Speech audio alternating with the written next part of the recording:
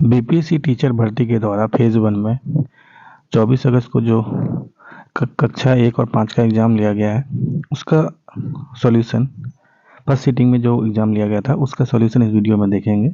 Total 1 से लेकर 120 question का सॉल्यूशन देखेंगे। इसके अलावा भी सेकंड सीटिंग का पहले सॉल्व कर दिया गया, उसको आप दूसरे वीडियो में जाकर देख सकते हैं, उसका लिंक डिस्क्रिप्शन बॉक्स में है। तो चलिए शुरू करते हैं पहले क्वेश्चन से, मैथ के क्वेश्चन से। पहला क्वेश्चन ये दे रखा है आपको, तो वैल्यू ऑफ एक्स निकालना है आपको, है ना।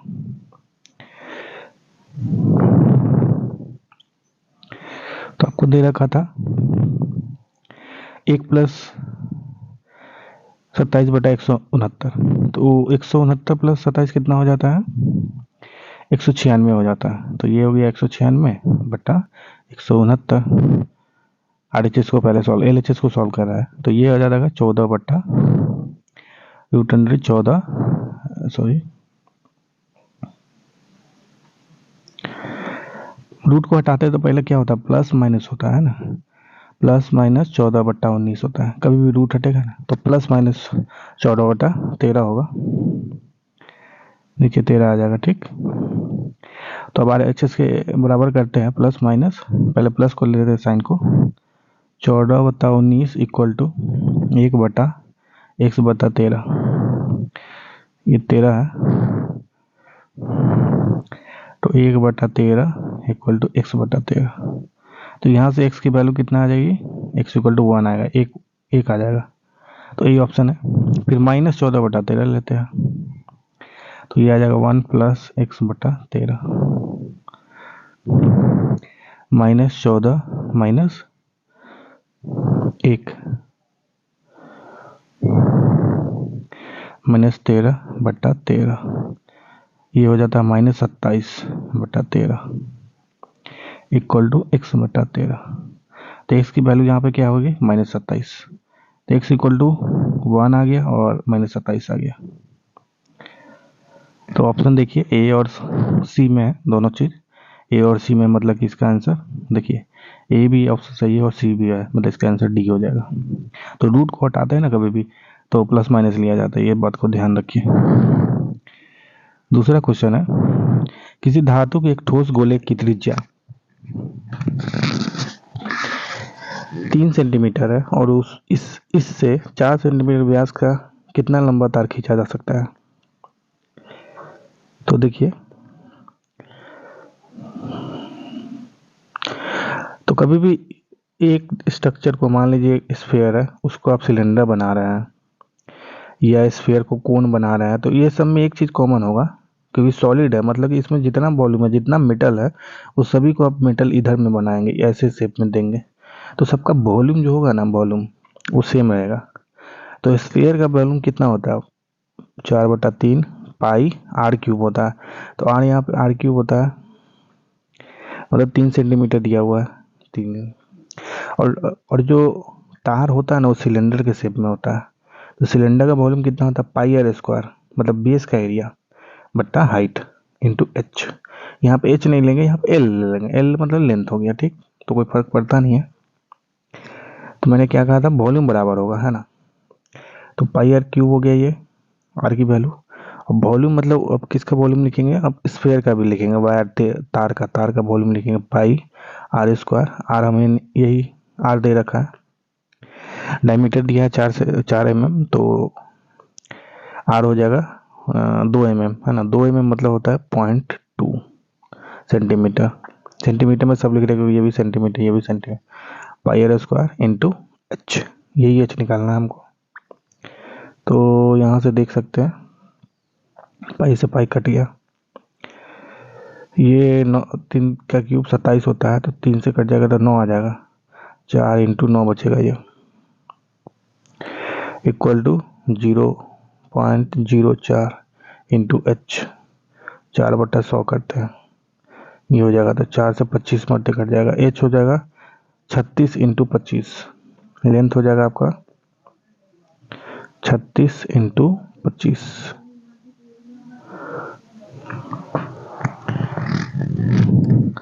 या ये था आपका 9 चौका 36 था, तो 25 चौका 100 हो जाएगा 900 सेंटीमीटर, तो मतलब 9 मीटर, 9 मीटर लेंथ का आपको मिलेगा। तो इसका आंसर बी हो जाएगा।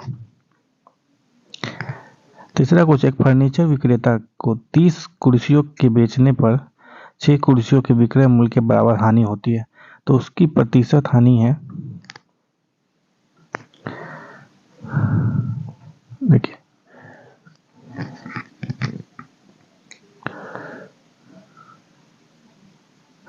देखिए लॉस हमेशा ना कॉस्ट प्राइस पे होता है ना, कॉस्ट प्राइस पे मतलब क्या होता है, cost price minus selling price, मतलब जितना मैं बेचा, जितना मैं खरीदा,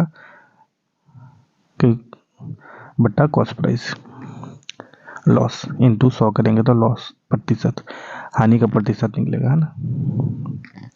तो यहाँ पे है कि 30 शेयर बेचने के बाद उसको 6 के बराबर उसको ये लगा, है ना, 6 के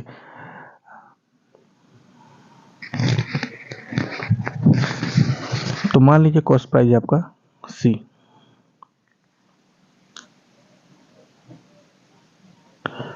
और सेलिंग प्राइस है एस, एक सेलिंग प्राइस है एस है और कॉस्ट प्राइस सी है एक का। तो लॉस कितना हो गया यहाँ पे, टोटल सेलिंग प्राइस कितना हो गया, टोटल 30 इंटू एस हो जाएगा। तो क्योंकि एक का प्राइस आपने बेचने का एस लिया, और टोटल कॉस्ट प्राइस कितना हो जाएगा,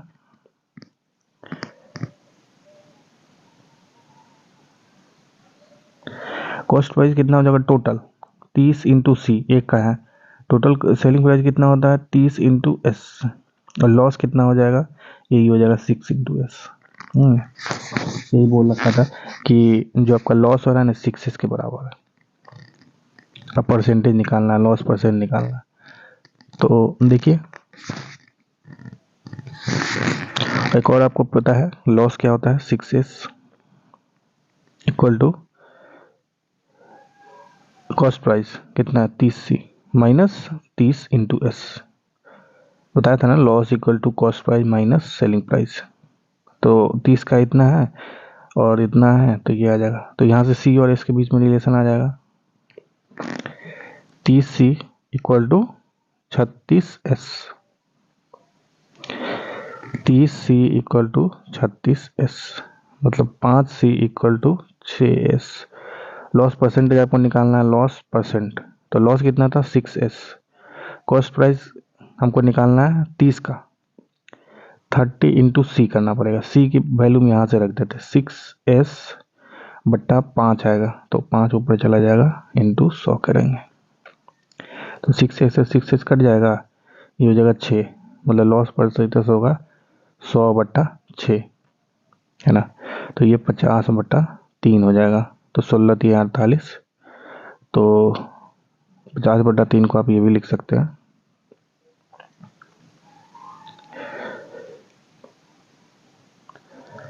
चौथा क्वेश्चन, 2 अंकों की एक संख्या का गुणनफल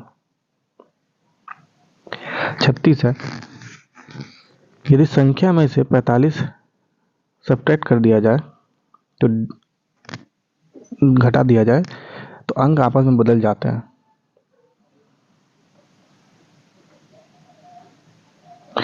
देखिए 2 अंकों की संख्या को ना ए और बी ऐसे लिखा हुआ, मतलब यूनिट प्लेस पे बी है और टेंस प्लेस पे ए है, तो इसको ऐसे लिखते हैं 2 अंकों की संख्या 10a प्लस बी, ऐसे लिखा जाता है। तो आपको यही बोल रखा है the product of digit of 2 digit number, तो ए इंटू बी दे रखा आपको 36,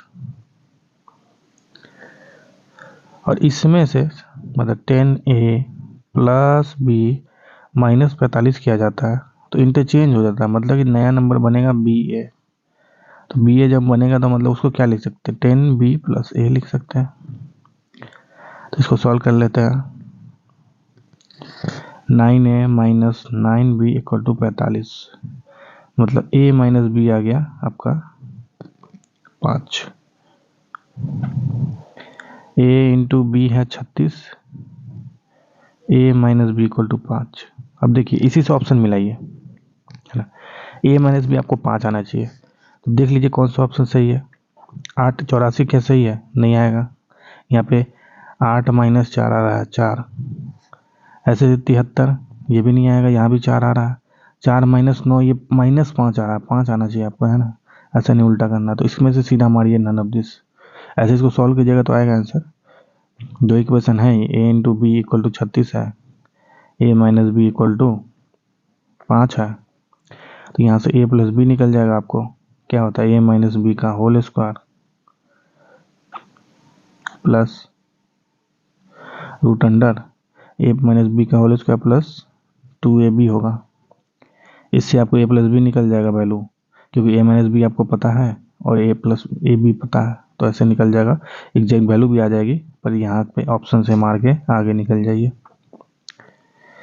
यदि ए प्लस बी प्लस सी 0 है तो इसका मान निकालना है। तो देखिए, तो ए प्लस बी प्लस, देखिए एक फॉर्मूला होता है, याद होना चाहिए आपको, a cube plus b cube plus c cube minus 3abc, ये बराबर होता है a plus b plus c into a b a square plus b square plus c square minus a b minus b c minus c a, ये होता है। अब देखिए इसमें आपको क्या क्वेश्चन में दे रखा, इसकी वैल्यू 0 दे रखी, तो ये 0 हो गया, तो मतलब 0 इंटू ये वैल्यू भी 0 हो गया, तो कहने का मतलब ये 0 हो गया।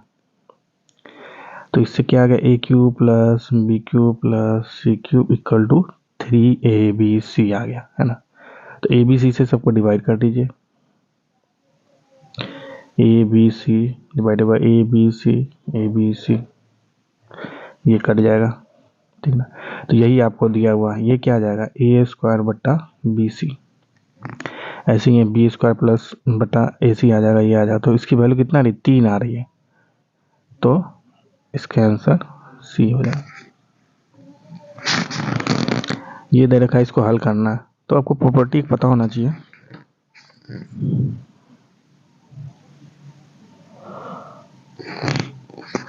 तो ऐसे क्वेश्चन को सॉल्व करना है, तो देखिए एक प्रॉपर्टी होती है ए की पावर m प्लस n, ये होता है ए की पावर m इंटू ए की पावर n होता है, ये प्रॉपर्टी आपको पता होगी। ए की पावर m का होल पावर n होता है, ये होता है a into m into n, दो बहुत इंपॉर्टेंट प्रॉपर्टी है, नॉर्मली इससे क्वेश्चन आए हैं बहुत सारे, तो दिमाग में रखिए। तो 4 की पावर x प्लस 1 है, मतलब 4 की पावर x इंटू 4 प्लस 4 की पावर 1 इंटू 4 की power minus x equal to 10। तो a की पावर माइनस m का मतलब क्या होता है, 1 बाई a की पावर m, है ना।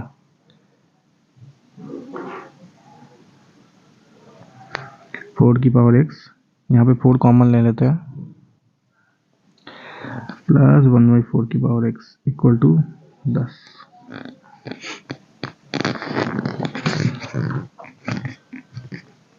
दो दूनी 10, 5 दूनी 10, 2 दूनी 4, 5 दूनी 4, तो ये आ जाएगा 4x प्लस 1 बाई 4x, ये हो गया 5/2। अब देखिए यहाँ पे 4 की पावर x को y ले लीजिए, तो y plus 1 by y equal to 5/2, y square 2y square plus 2 equal to 5y, 2y square minus 5y plus 2 equal to 0, तो ये आ जाएगा आपका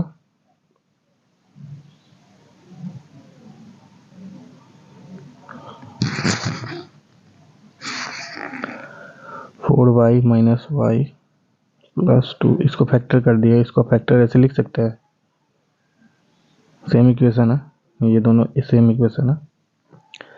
तो यहाँ से आपको 2y कॉमन आ जाएगा, y minus 2 minus y minus 2 equal to 0, y minus 2 equal to 2y minus 1 equal to 0, तो y इक्वल टू 2 है और y इक्वल टू 1/2 है, इसको 2 की पावर माइनस 1 लिख सकते हैं। और y की वैल्यू आपने क्या लिया था, 4 की पावर x, ये 4 की पावर x क्या होता है, 2 की पावर 2x, और y इक्वल टू, और एक केस में है इसकी वैल्यू कितनी है, ये 2y है, तो 2x इक्वल टू 2 की पावर 1, यहाँ पर माने 1 है तो x इक्वल टू 1/2 आ गया। फिर ऐसे ही 2 की power 2x, y equal to 2 की पावर 2x, क्या आया था, 2 की पावर -1 आया था। तो ऐसे ही 2x equal to -1, x equal to -1/2, तो 1/2 -1/2 इसका आंसर हो जाएगा।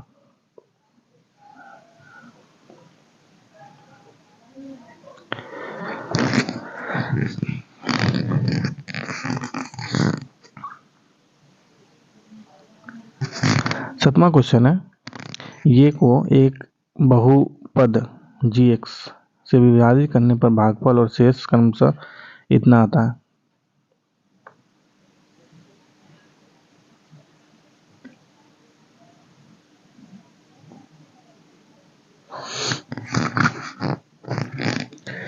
शेष क्रमशः इतना आता है।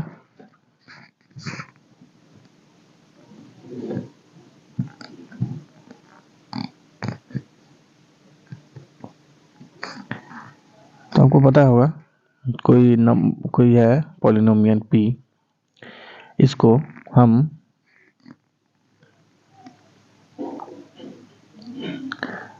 जिससे डिवाइड कर रहे हैं, डिवाइड किससे, gx से कर रहा था बहुपद, तो gx और आपका भागफल ये भागफल qx इसको लिखते हैं, प्लस शेषफल rx होता है ना। तो ये इसमें वैल्यू सबको रख देंगे इस इक्वेशन में ऐसे ही, मतलब x³ - 3x² plus x plus 2 equal to क्या आ जाएगा, gx into x² - x plus 1 plus -2x plus 4, ये आपका रिमाइंडर है, शेषफल है, और ये इंटू में है दोनों, और ये बीच में प्लस है, तो ये चला जाएगा इधर, ये चला जाएगा इधर, तो क्या बनेगा, ये 2x - 4 बनेगा। तो 2x और x 3x बन जाएगा ये, और ये माइनस बन जाएगा -2, ठीक। और ये इक्वेशन ये है, तो आप इसको डिवाइड कीजिए, x² - x plus 1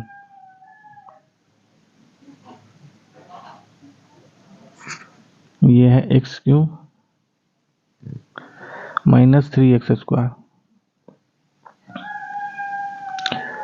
plus 3x - 2, तो इसको x आया यहाँ पे, अब डिवाइड करते हैं x, तो x का x³ हो जाएगा, माइनस x² हो जाएगा, plus x minus plus minus, ये कट गया, ये बचेगा -2x² प्लस 2x - 1 -2।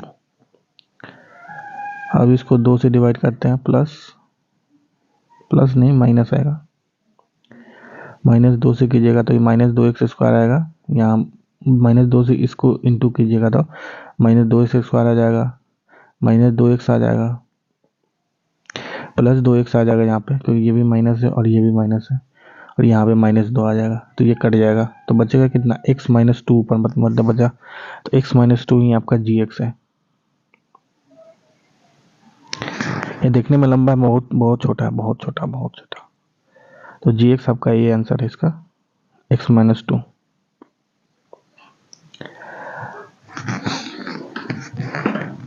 एक 8वां क्वेश्चन, एक खिलौना एक शंकु के आकार का है जो 7 सेंटीमीटर व्यास वाले एक अर्धगोले पर चढ़ा हुआ है। खिलौने की कुल ऊंचाई इतना सेंटीमीटर, खिलौने का आयतन क्या है।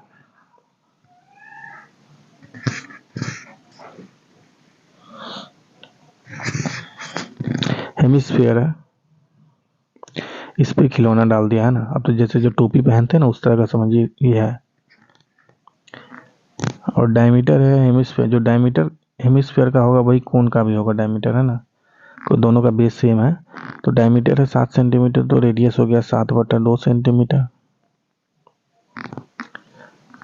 टोटल हाइट आपको कितना दे रखा है, 14.5 सेंटीमीटर। तो ये हाइट कितना हो जाएगा, क्योंकि ये कितना है, ये हो जाएगा 3.5 सेंटीमीटर के बराबर। तो ये हो जाएगा आपका 11 सेंटीमीटर के बराबर।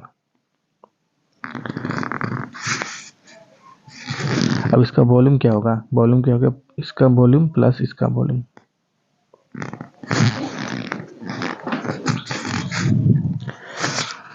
कोन का वॉल्यूम क्या होता है, 1/3 पाई आर स्क्वायर एच होता है, और हेमिस्फीयर का वॉल्यूम होता है 2/3 पाई आर क्यूब।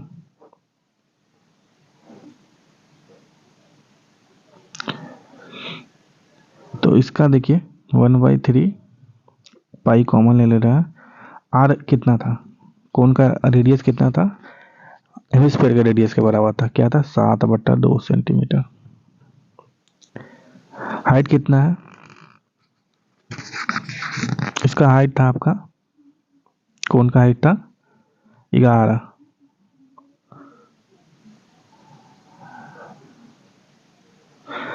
तो 1/3 कॉमन लिया है, तो 2 इंटू यहाँ पे बचेगा आर क्यूब। इसका रेडियस कितना है 7/2 का होल क्यूब। तो इसको सॉल्व कीजिए, यही था, इसमें करना कुछ नहीं है, ज़्यादा लंबा भी नहीं है, यहाँ बन नहीं रहा है, तो ये आ जाएगा इसका आंसर।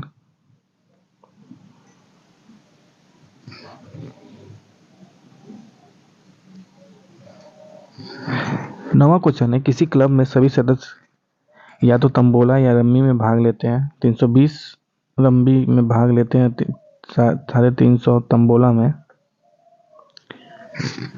और 220 दोनों वाला भाग लेते हैं। क्लब में कितने सदस्य हैं। देखिए इस तरह के क्वेश्चन के लिए वेन डायग्राम बनाना होता है।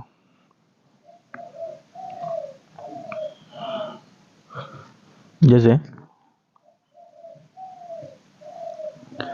ये तंबोला है और ये है आपका रम्मी, तो ये पार्ट क्या है, दोनों खेलते हैं, है ना, मतलब ये जो है पूरा टोटल तंबोला खेलता है, ये पूरा टोटल रम्मी खेलता है। तो ये वाले कौन होंगे, जो तंबोला रम्मी दोनों खेलते हैं, ना। तो आपको ये, अब देखिए ये वाले पार्ट का मतलब खाली तंबोला खेलने वाला को दे रखा है, मान लीजिए x दे रखा है,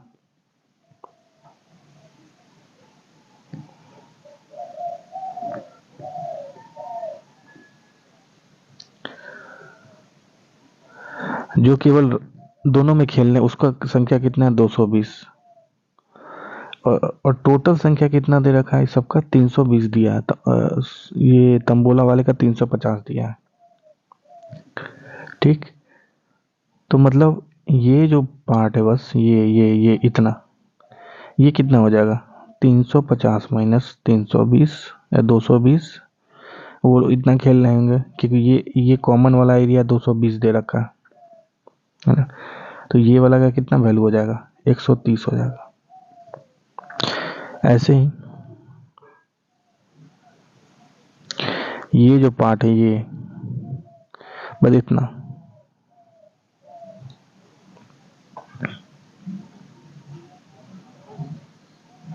बस इतना पार्ट का टोटल का कितना दिया है, टोटल रमी खेलने वाला है, मतलब पूरा यहाँ से लेकर यहाँ तक रमी खेलने वाला 320, तो ये वाले पार्ट का बस कितना बचेगा 320 माइनस 220 मतलब 100। अब हमें टोटल निकालना है, टोटल ये प्लस ये, है ना, तो ये वाला एरिया का कितना है 130, कॉमन एरिया 220 और प्लस 100, तो तीनों को ऐड कर दीजिए, ये आ जाएगा 2 1 3 1 4 450 आ जाएगा, है ना। तो ऐसे क्वेश्चन को वेन डायग्राम में सॉल्व किया कीजिए, बहुत इजीली सॉल्व हो जाएगा आपका।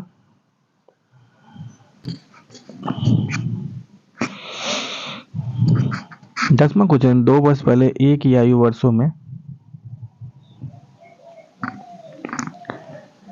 व्यक्तिक्रम और अब से 2 वर्ष बाद उसकी आयु के व्यक्तिक्रम का योग 2/3 है, तो एक ही वर्तमान आयु कितना है।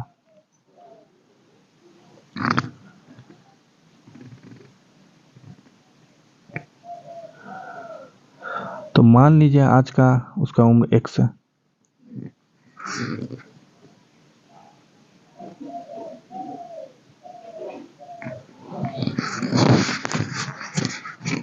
तो क्या बोला है,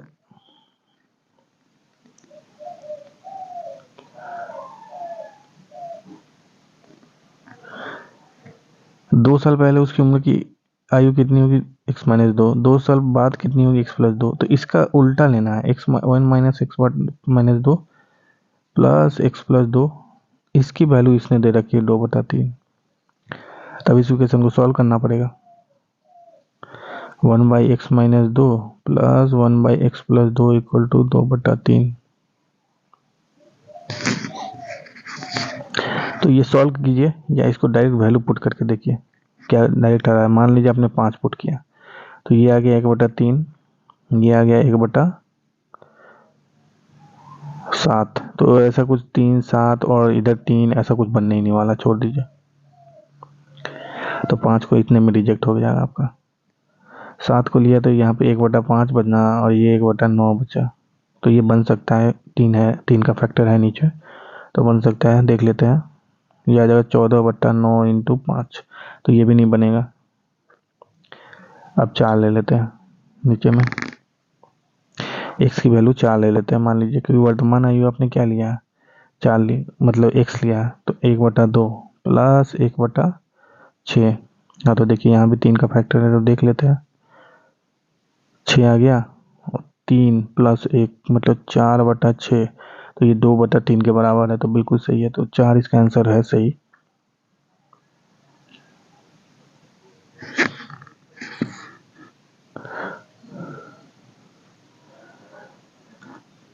क्वेश्चन क्या था, फॉरवर्ड वैल्यू ऑफ के द सिस्टम ऑफ इक्वेशन।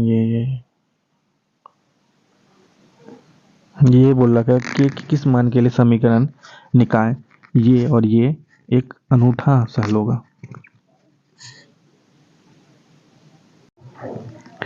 कोई दो इक्वेशन 11वें क्वेश्चन में क्या है, ये आपको एक अनूठा सा हल या यूनिक सॉल्यूशन मिलेगा।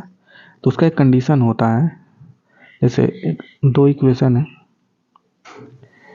ax plus a1 b1 y equal to c1, a2x plus b2y equal to c2। तो a1/a2 not equal to b1/b2 होना चाहिए। ये होता है यूनिक सॉल्यूशन का मेन केस। और ये इसको भी एक तरह से c1/c2 भी लिख सकते हैं, नॉट इक्वल टू c1/c2। तो यहाँ पे भाई कोफिशिएंट, जैसे पहले वाले इक्वेशन का कोफिशिएंट x का क्या है, 1 है, फिर दूसरे वाले का 3 है, 1/3 नॉट इक्वल टू माइनस के कोफिशिएंट है ना, बट्टा 2। ठीक, तो के नॉट इक्वल टू -2/3 होना चाहिए, है ना। तो इसका आंसर -2/3 को छोड़ के जो भी किया आएगा, मतलब यूनिक सॉल्यूशन आपको मिलने वाला है। तो इसका आंसर क्या हो जाए, -2/3 नहीं होना चाहिए, मतलब ये नहीं हो सकता, ये हो सकता है, ये हो सकता है। तो इसका आंसर क्या हो जाएगा, डी हो जाएगा।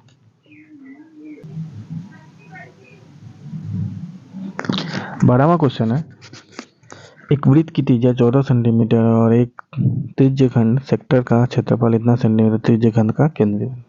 तो देखिए जो सेक्टर होता है, जैसे ये है सेक्टर बोलते किसको, इसको बोलते हैं ये सेंटर है, ये दोनों रेडियस है, तो इस एरिया को सेक्टर बोलेंगे, है ना, सेक्टर। तो एरिया का सेक्टर कितना होता है, थीटा बटा 60। मान लीजिए ये जो एंगल है, ये एंगल थीटा है, थीटा बटा 360 into area of circle, circle के एरिया के बराबर होगा। तो आपको दे रखा है 102 सेंटीमीटर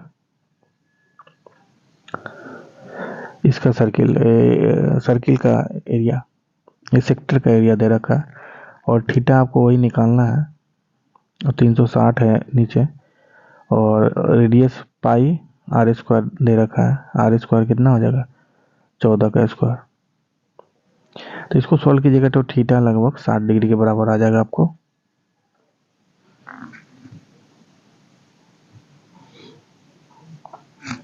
तेरहवां क्वेश्चन है, इतना है, 15,000 का 16% वार्षिक ब्याज की दर से 9 माह का चक्रवृद्धि ब्याज क्या होगा। जबकि ब्याज तिमाही दे है, तो तिमाही है मतलब साल में कितने तिमाही होते हैं? 4 होते हैं।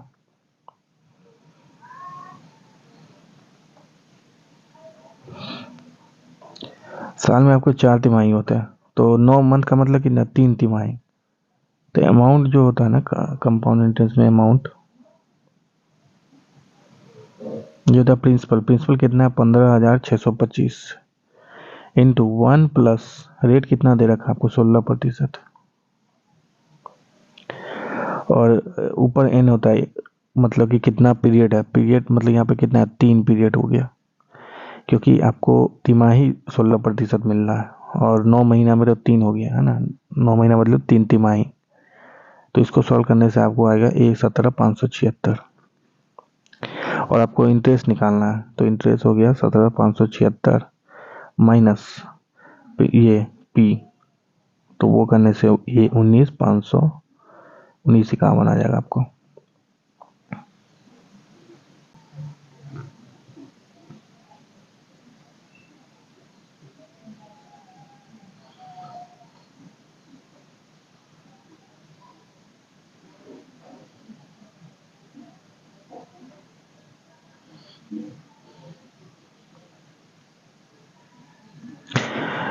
चौदहवां क्वेश्चन, यदि समीकरण इसका कि मूलों का गुणनफल 3 हो तो के की वैल्यू क्या होगी? तो गुणनफल क्या होता है? जैसे स्क्वायर वाले में गुणनफल क्या होता है? ये बटा, जैसे a square plus b x plus c equal to 0, a x square. तो इसका सम क्या होता है? रूट्स का सम क्या होता है? रूट का माइनस बी बटा ए होता है। और प्रोडक्ट क्या होता है? सी बटा ए होता है, सी बटा ए। ठीक, तो ऐसे यहाँ पे प्रोडक्ट गुणनफल क्या हो गया? 3, और ये बराबर किसके हो जाए? के प्लस 8 बटा 3 के। तो यहाँ पे क्या हो गया? 9 के इक्वल टू के प्लस 8, तो 8 के इक्वल टू 8, तो के इक्वल टू 1 आ गया आपको।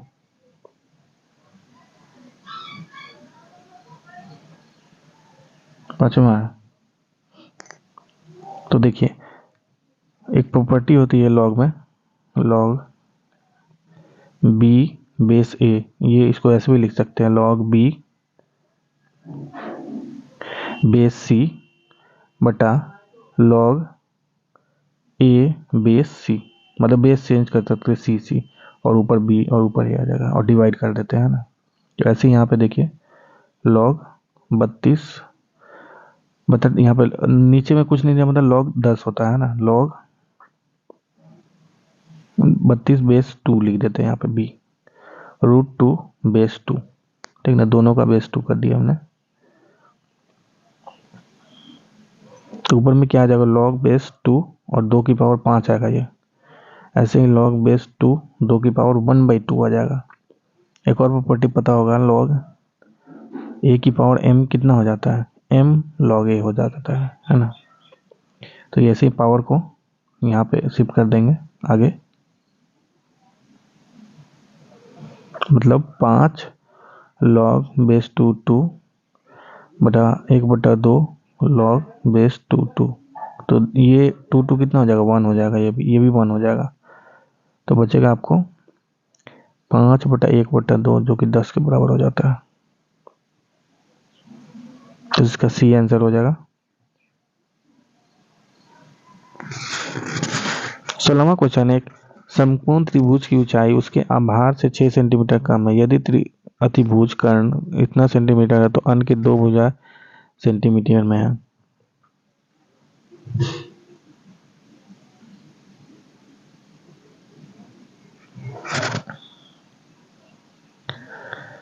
यही बोला, मान लीजिए उसका बेस x है, तो हाइट कितना दे रखा है? x-6, और हाइपोटेनस कितना है? 218 सेंटीमीटर, यही बोल रखा है। तो दो साइड के बारे में निकालना है, इसके और इसके बारे में निकालना। तो हमको पता है बेस, हाइट और हाइपोटेनस है। तो पाइथागोरस थ्योरम से क्या होता है? हाइपोटेनस का स्क्वायर इक्वल टू हाइट का स्क्वायर प्लस बेस का स्क्वायर। तो बस इसमें कर देते हैं, x² प्लस x-6 का होल स्क्वायर इक्वल टू √218 का होल स्क्वायर। तो x square minus plus x square minus 12x plus 36 equal to 218। तो 2x square minus 12x equal to 218 minus 36 आ जाएगा आपको 182, 184 आ जाएगा। 18 दूनी 36, 182 आएगा, है ना। तो 2 से 2 कट जाएगा, 6 मरते कटेगा और ये कटेगा 91 मरते। तो x square minus 6x minus 91 equal to 0।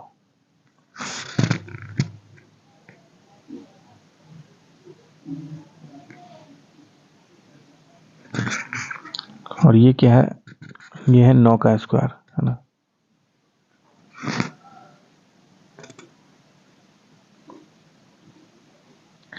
Sorry 981 होता है। ये आपका आ जाएगा 13 7 91, है ना। तो इसका फैक्टर कितना हो जाएगा,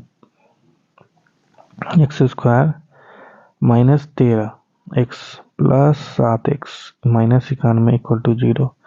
मतलब 6x को मैंने इसमें तोड़ दिया, तो x कॉमन लेंगे, x माइनस 13 प्लस 7 कॉमन लेंगे, तो x माइनस 13 इक्वल टू 0। तो इससे आ जाएगा x minus 13 into x plus 7 equal to 0। इससे x की वैल्यू -7 और x की वैल्यू 13 आ जाएगी। पर आपको क्या निकालना है, साइड है, तो साइड कितना होगा, 13 ही तो होगा। -7 थोड़े साइड होता है किसी चीज़ का, लंबाई चौड़ाई। तो एक की वैल्यू 13 हो जाएगी, तो मतलब बेस हो गया ये b के बराबर, और हाइट हो जाएगा आपका 13 माइनस 6 मतलब 7 के बराबर, 9 के बराबर। हाँ 7 के बराबर हो जाएगा। तो 7 और 13 और 7 है, तो मतलब इसमें कोई ऑप्शन ही नहीं है 13 और 7। इसका आंसर कितना है, 7 और 13। तो इसका आंसर ई हो जाएगा। विद्युत विभव को मापने के लिए किस उपकरण का उपयोग किया जाता है, मतलब पोटेंशियल को नापने के लिए। तो पोटेंशियोमीटर होता है और वोल्ट मीटर होता है। पोटेंशियोमीटर एक रेफरेंस वैल्यू होता है, उसके से नापा जाता है। वोल्ट मीटर एकदम एब्सोल्यूट टर्म है, मतलब एकदम पूरी तरह से नाप देगा। ये रेफरेंस के साथ नापा जाता है, और ये करंट के लिए होता है। इसका आंसर ए और सी है, तो मतलब इसका आंसर डी हो जाएगा। 18वां क्वेश्चन है, चुंबकीय क्षेत्र क्या होता है। ये एक सदिश मात्रा होता है। चुंबकीय क्षेत्र मैग्नेटिक फील्ड, उसका एक डायरेक्शन होता है ना। तो डायरेक्शन है तो मतलब वेक्टर क्वांटिटी, सदिश मात्रा हो जाएगा वो। 19वां क्वेश्चन है, man pushes more weight on earth. एक व्यक्ति पृथ्वी पर अधिक भार किस स्थिति में धकेल सकता है। तो खड़े पोजीशन में ज्यादा वो धकेल सकता है भार को। 20वां क्वेश्चन है, प्रिज्म से गुजरने पर सबसे अधिक अपवर्तित होने वाले रंगीन प्रकाश क्या है। तो ये क्वेश्चन जो है ना आपके सेकंड सिटी में भी आया था। तो प्रिज्म से गुजरा, प्रिज्म से लाइट गुजरा, है ना। तो ऐसे ऐसे ऐसे सब बदल जाएंगे, छितर आ जाएगा। तो इस तरह से होता है, भी बिग्योर करके। लाल रंग आर मतलब रेड, रेड सबसे कम होता है और भी सबसे ज़्यादा होता है। तो सबसे अधिक आपको पूछा है, मतलब वायलेट मतलब बैगनी। इसका आंसर बी हो जाएगा। और सभी का फुल फॉर्म देख लेते हैं। भी से होता है वायलेट, नीचे से हम कर रहे हैं VIVGYOR। भी से वायलेट, आई से इंडिगो, बी से ब्लू, जी से ग्रीन, वाई से येलो, ओ से ऑरेंज और आर से रेड। तो सबसे कम रेड का होता है, सबसे ज्यादा वायलेट का होता है, बैगनी का होता है। 21वां क्वेश्चन, मिट्टी के तेल के बर्तन में बर्फ का एक टुकड़ा डाला जाता है, तो बर्फ के पिघलने पर मिट्टी के तेल की सतह क्या होगी, कम हो जाएगी। क्योंकि होता क्या, बर्फ का टुकड़ा का डेंसिटी ज्यादा होता है।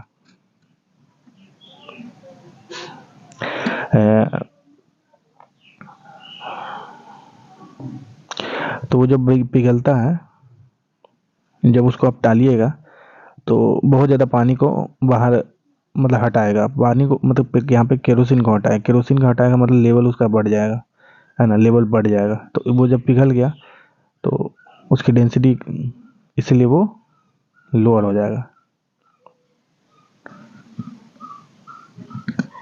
22वां क्वेश्चन, निम्नलिखित में किसका पीएच 7 से अधिक होगा? तो 7 से अधिक का मतलब क्या है? 0 से 7 तक एसिड होता है और 7 से 14 तक बेस होता है। तो ये बेस इसमें कौन सा है? ब्लड प्लाज्मा, ये सभी ही आपको पता है। गैस्ट्रिक जूस नाम से जूस है, जूस जो चीज़ होता है अधिकतर आपको एसिड। विनेगर ये अपने आप में एसिड है, CH3COOH। एसिटिक एसिड, सिरका, सब एक ही नाम है। ये भी एसिड है, ये भी एसिड है। रक्त प्लाज्मा जो है ना थोड़ा बेसिक होता है, वो भी बहुत ज़्यादा बेसिक नहीं है, 7 से ज़्यादा मिलेगा।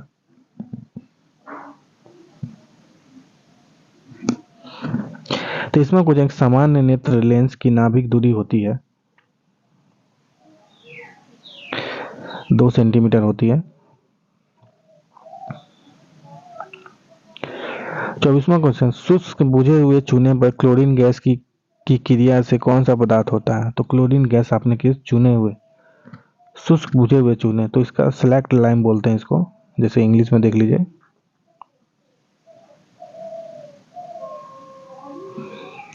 सेलेक्ट लाइम है, इसका फॉर्मूला क्या होता है? CaOH2।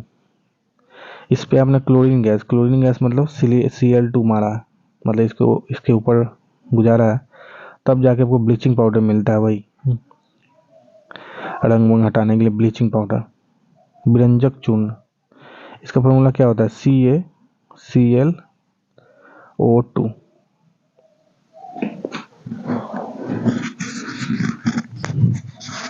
फॉर्मूला भी याद रखें, फॉर्मूला ही पूछ सकता है। 25वां क्वेश्चन है, माता पिता के संतति में लक्षणों के पहुंचने की प्रक्रिया को क्या कहते हैं?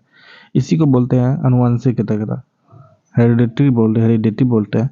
मतलब एक माता पिता से दूसरे माता पिता पे जो लक्षण गए हैं उसी को हेरिडिटी बोलते हैं।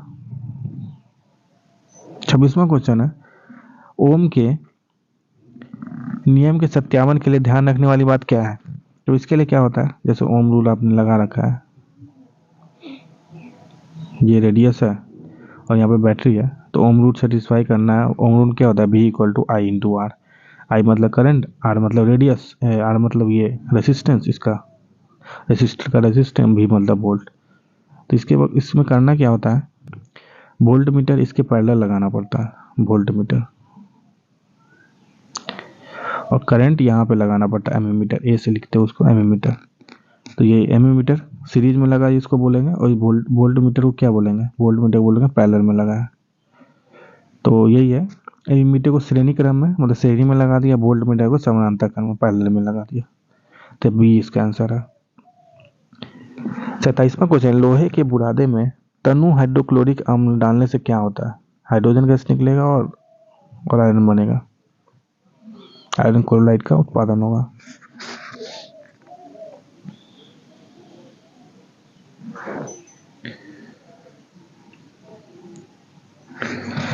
अट्ठाईसवां क्वेश्चन है, बाढ़ को रोकने के लिए सबसे उत्तम विधि क्या है? तो वो है आपका पेड़ पौधे लगाइए। 29वां क्वेश्चन है, खाने के डिब्बों पर जिंक के बजाय टीन की परत चढ़ी होती है क्योंकि जिंक ज्यादा रिएक्शन करता है। जिंक जो है ना अधिक प्रतिक्रियाशील होता है, मतलब रिएक्शन कर लेगा, जो भी हाइड्रोजन ऑक्सीजन मिलेगा उसको हवा में जिंक ऑक्साइड बना देगा तुरंत में, तो वो अपने आप में प्रॉब्लम कर सकता है, इसीलिए टीन की परत डालते हैं, वो कम रिएक्शन करता है। 30वां क्वेश्चन है, अंडाशय द्वारा कौन सा कार्य किया जाता है? तो डिम्ब का निर्माण मतलब ओवम का फॉर्मेशन सही है। प्रोजेस्टेरोन का स्राव ये भी सही है। एस्ट्रोजन का स्राव ये भी सही है, मतलब इसका आंसर डी हो जाएगा। 31वां क्वेश्चन, इमली में कौन सा अम्ल होता है? टैमरिन। टैमरिन में अम्ल होता है आपका टार्टरिक एसिड। लैक्टिक एसिड दूध से मिलेगा आपको,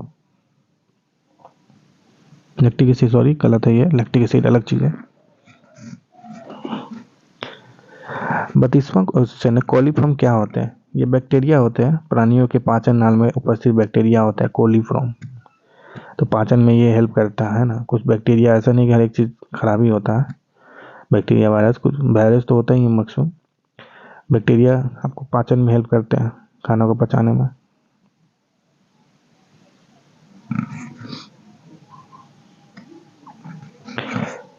तैतीसवां क्वेश्चन, भारत की संसद के नए भवन के प्रभारी वास्तुकार का नाम क्या है? ये पद्मश्री विमल पटेल है।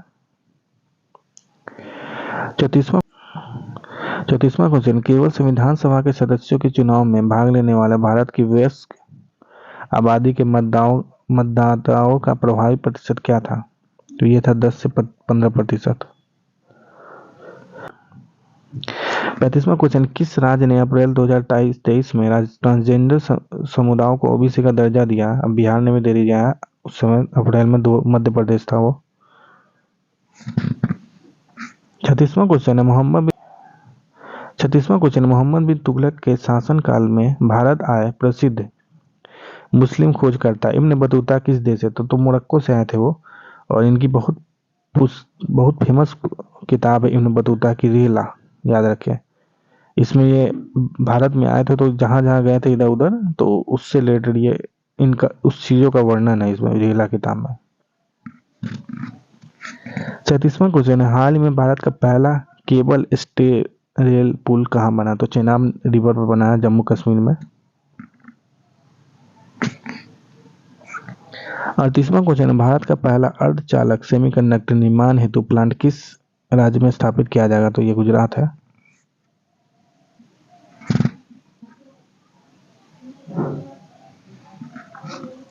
39वां क्वेश्चन है, 1917 के चंपारण सत्याग्रह में के दौरान भारत के में गांधी के जीवन पर पहले ज्ञात प्रयास के पीछे कौन है?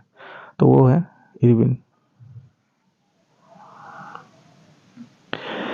40वां क्वेश्चन, निम्नलिखित में कौन सा देश हाल ही में गठित I2E2 ग्रुपिंग का सदस्य है? तो आई मतलब होता है दो, इंडिया इजराइल है ना, आई से इंडिया, आई से इजराइल, तो ये दोनों हो गया। यू से होता है यूएई और यूएसए होता है ना, तो 4 देश है, तो इसका आंसर डी हो जाएगा। 41वां क्वेश्चन, 17 मार्च 2023 को अंतर्राष्ट्रीय आपराधिक न्यायालय ICC international court of justice का इसने किसके विरुद्ध गिरफ्तारी वारंट जारी किया? तो ये है रूस के राष्ट्रपति व्लादिमीर पुतिन। तो ICC का हेडक्वार्टर कहाँ पे? द हेग बोला जाता है उसको, द हेग नीदरलैंड में है, HAGUE ऐसे ही कुछ स्पेलिंग है इसका, द हेग, जो कि नीदरलैंड में है। 42वां क्वेश्चन है, तृतीय भारत प्रशांत द्वीपीय सहयोग मंच फिपिक शिखर सम्मेलन कहाँ हुआ था? तो ये पापुआ न्यू गिनी में हुआ है। तो प्रशांत महासागर किधर है आपका? देखिए इंडिया इधर है, तो इधर है USA, तो इस दोनों के बीच में है, समझिए प्रशांत महासागर। तो पापुआ न्यू गिनी में हुआ था, यहीं के जो हेड थे प्रधानमंत्री का पैर छू लिए थे, पापुआ न्यू गिनी के हेड। और इधर ही इसी में फिपिक में ही गए, तो वहाँ आपको फिजी का राष्ट्रीय सम्मान भी दिया गया है इनको।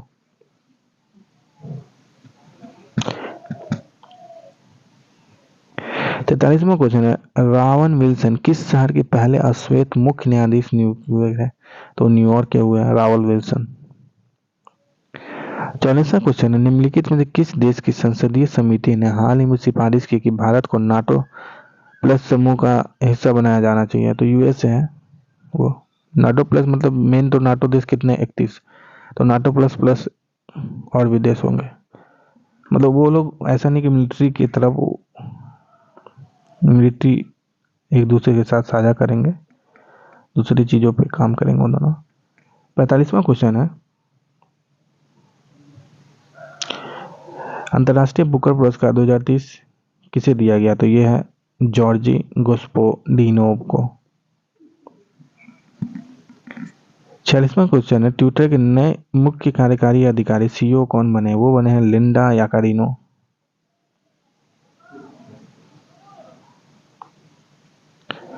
47वां क्वेश्चन, 2011 की जनगणना के अनुसार बिहार की कुल महिला साक्षरता दर क्या थी?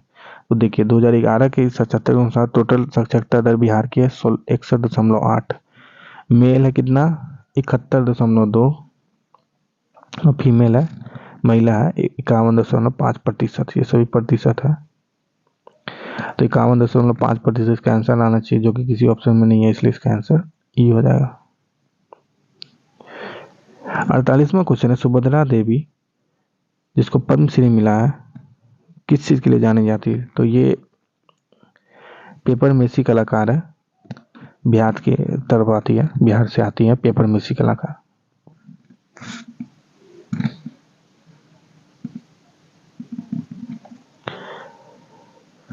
49वां क्वेश्चन है, छोटा नागपुर क्षेत्र के मुंडा और संथाल निम्नलिखित में से किस पेड़ की पूजा करते थे? तो कदम की पूजा करते थे, कदम पेड़ की पूजा करते थे ये लोग, मुंडा और संथाल के लोग झारखंड क्षेत्र में थे मेनली, आज के झारखंड क्षेत्र में। उस समय तो बिहारी था, बल्कि उस समय तो बंगाली था।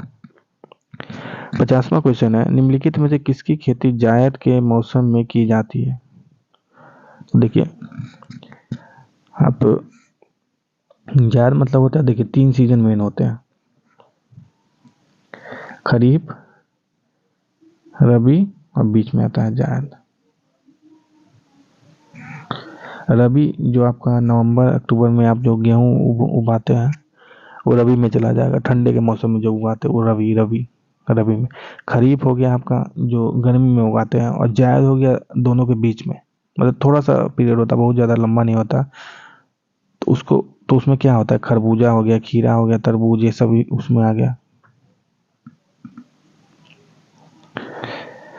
51वां क्वेश्चन है, भूकंप के संबंध में निम्नलिखित में से कौन सा कथन सत्य है? तो पी तरंग अनुप्रस्थ तरंगे होती है। तो देखिए ट्रांसवर्स वेव नहीं होता है, वो लॉन्गिट्यूडिनल वेव होता है। पी वेव प्राइमरी वेव बोला जाता है, पी वेव को, पी तरंगे को।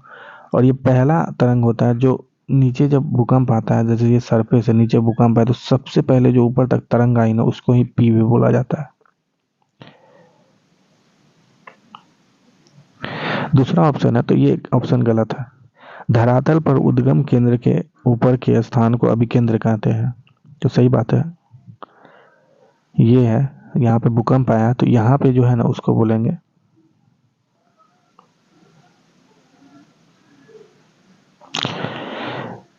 जानवरों के व्यवहार का अध्ययन स्थानीय लोगों द्वारा अपनाए गए भूकंप की भविष्यवाणी के तरीके में से एक है। ये भी सही है, ये 100% तो नहीं बता सकता पर बताया जा सकता है, तो ये सही है, ये भी सही है, ये गलत है। और एक इम्पोर्टेंट एक और पॉइंट है, भूकंप के नापने किस चीज से नापते? तो रिक्टर स्केल होता है एक, उससे नापा जाता है भूकंप, ये भी बहुत इंपॉर्टेंट पॉइंट है। तो इसका आंसर डी हो जाएगा। 52वां क्वेश्चन है, निम्नलिखित में से कौन सा कथन उत्तरी अमेरिका महाद्वीप की लेक सुपीरियर के संबंध में सत्य है? तो जो लेक सुपीरियर है यह विश्व का खारे जल का सबसे बड़ा झील समूह, ये गलत है, खारा जल नहीं, फ्रेश वाटर का है, सॉल्टी वाटर नहीं, फ्रेश वाटर का सबसे बड़ा लेक है, ये झील है। कौन सा झील? Lake superior. और देखा जाए तो सबसे बड़ा खारे वाला पूछेगा तो सबसे बड़ा विश्व का खारे का सबसे बड़ा झील कौन सा? ये कैस्पियन सी है, कैस्पियन सी। कहाँ पे ये आपका यूरोप और एशिया के बीच में, रसिया में है, रसिया के साइड में है कैस्पियन सी। ये सी बस नाम है पर ये झील है, ये कैस्पियन सी जो है ना नाम है कैस्पियन सी, पर ये झील है, क्योंकि बहुत बड़ा झील है ये, इसलिए इसको सी नाम दे दिया गया। पर ये झील है, झील क्योंकि हर तरह से ये लैंड से जुड़ा हुआ है, ये डायरेक्ट कहीं मतलब किसी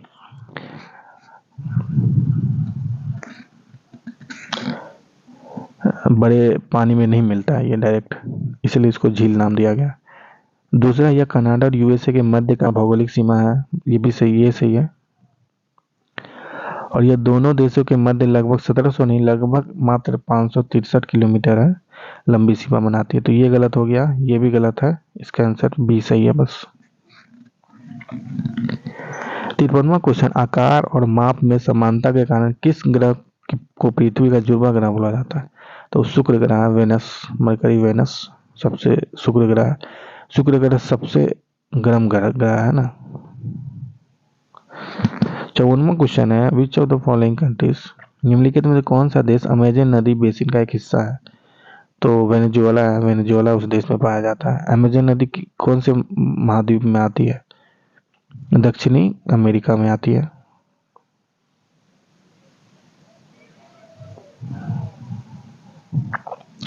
55वां क्वेश्चन है,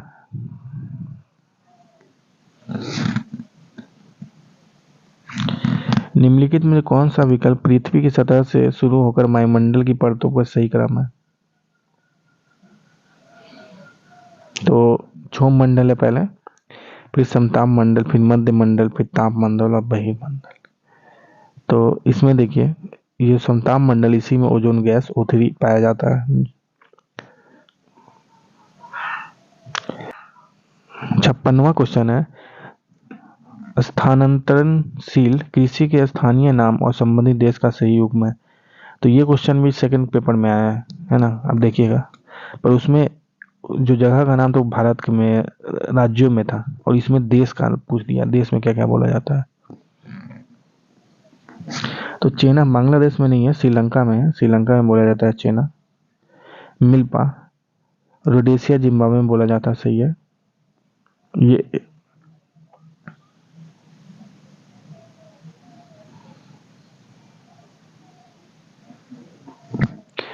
और लद्दाख मलेशिया में बोला जाता है, ये सही है।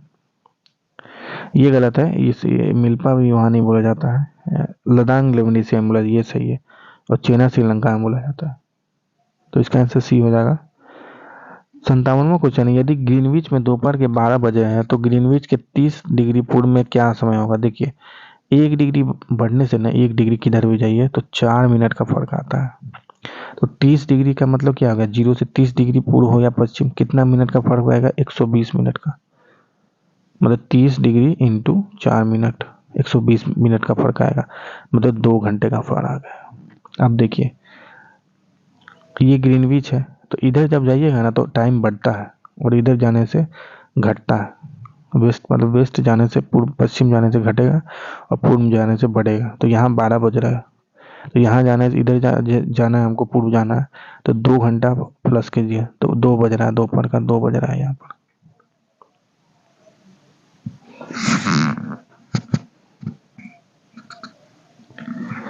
अंठावनवा क्वेश्चन है, महासागरीय पर्पटी के मुख्य खनिज घटक क्या है। सिलिका और मैग्नीशियम पाया जाता है ना, याद रखिए एकदम, सिलिका और मैग्नीशियम, सिलिका मैग्नीशियम। सिलिका से ही सेमीकंडक्टर बनता है, आपका चिप बनता है ना, चिप। निम्नलिखित में कौन सा मंचिंग शब्द का व्याख्या करती है। तो फसलों के बीच खाली जमीन को पुआल जैसी जैविक पदार्थ की परत से ढकना ही मल्चिंग कहलाता है।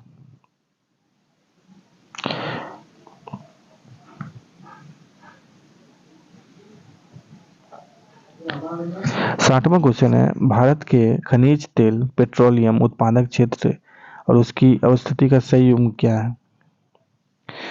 तो देखिए सुरमा घाटी असम में, सही बात है। लुनेज क्षेत्र गुजरात में, ये भी सही है।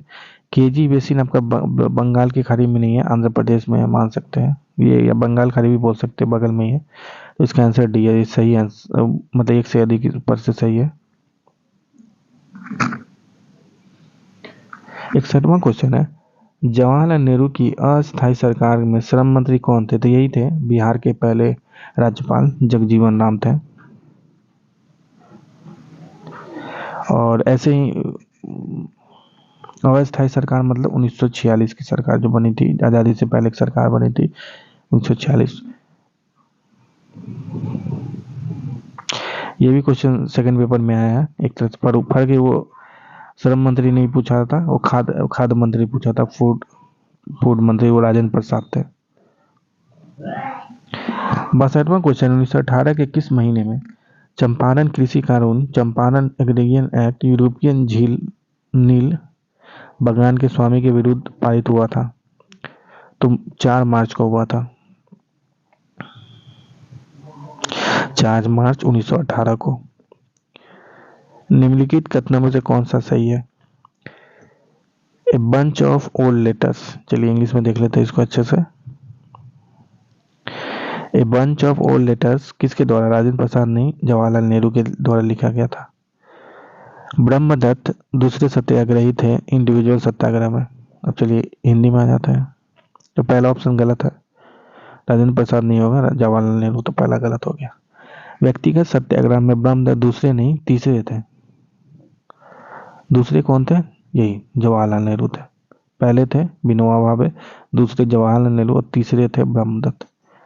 सी क्वेश्चन है, सुभाष चंद्र बोस ने द इंडियन स्ट्रगल का लेखन किया था, तो ये सही है, तो इसका आंसर बस सी सही है।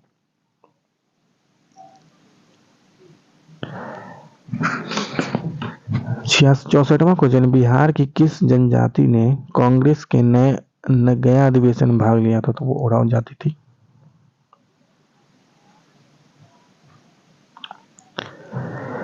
पैंसठवां क्वेश्चन, निम्नलिखित युगों में से कौन सा सही सुमेलित नहीं है।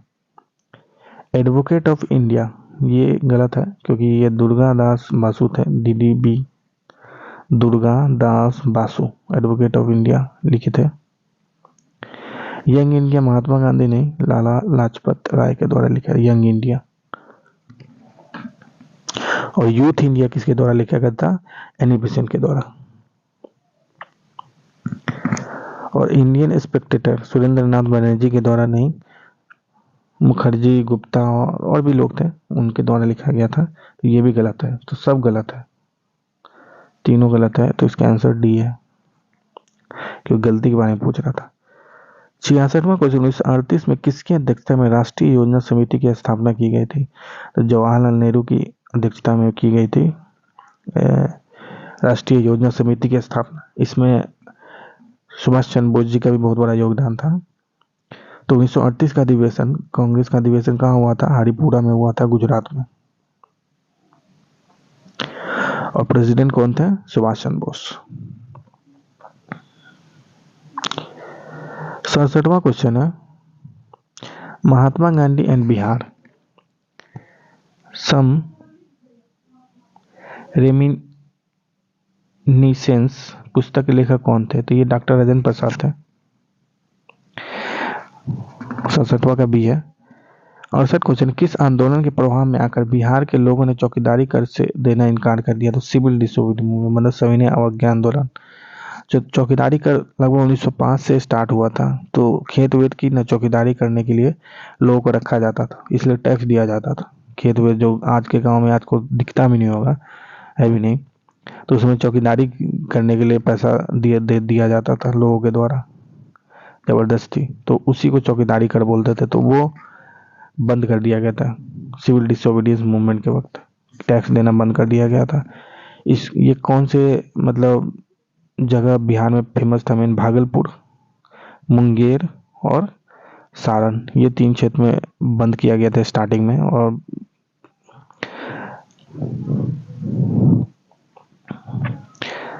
69वां क्वेश्चन, वह महिला स्वतंत्रता सेनानी कौन थी जो स्वतंत्रता आंदोलन की वयोवृद्धा महिला के रूप में विख्यात है, उनका नाम है अरुणा असफ अली। 70वां क्वेश्चन है, किस स्थान पर BG तिलक ने, बाल गंगाधर तिलक ने होम रूल लीग की स्थापना 1916 में की थी, तो पूना में की थी। और दूसरा एक और होम रूल किसके द्वारा स्थापना की थी, एनी बेसेंट के द्वारा इसकी गई थी। पहले किन्होंने होम रूल की स्थापना की थी 1916 में, बाल गंगाधर तिलक ने, फिर जाकर एनी बेसेंट ने की थी। और सबसे ज्यादा पूरे भारत में सबसे ज्यादा क्षेत्रों पर कौन सा होम रूल मतलब फॉलो किया गया था, ये एनी बेसेंट का किया गया था। तिलक का कुछ ही क्षेत्रों में सीमित था, पर एनी बेसेंट का पूरे भारत में लगभग क्षेत्र में फैला हुआ था। 71वां क्वेश्चन है, हुंकार हिंदी संपादित पत्रिका के प्रकाशन से कौन संबंधित है, तो ये सभी है, यमुना काटजी भी थे, राहुल संकृतायन भी थे, सहजानंद सरस्वती भी थे। इसको स्टार्ट किया था सहजानंद सरस्वती ने, कौन सी पत्रिका, हुंकार पत्रिका को, तो इसका आंसर डी हो जाएगा। 72वां क्वेश्चन है, किस अंग्रेज सैन्य अधिकारी जनरल ने झांसी की रानी को यह कहते हुए श्रद्धांजलि दी थी कि यहाँ वह औरत सोई हुई है जो विद्रोही में एकमात्र मर्द थी, तो हुग रोज ने बोला था ऐसे, ह्यूज रोज।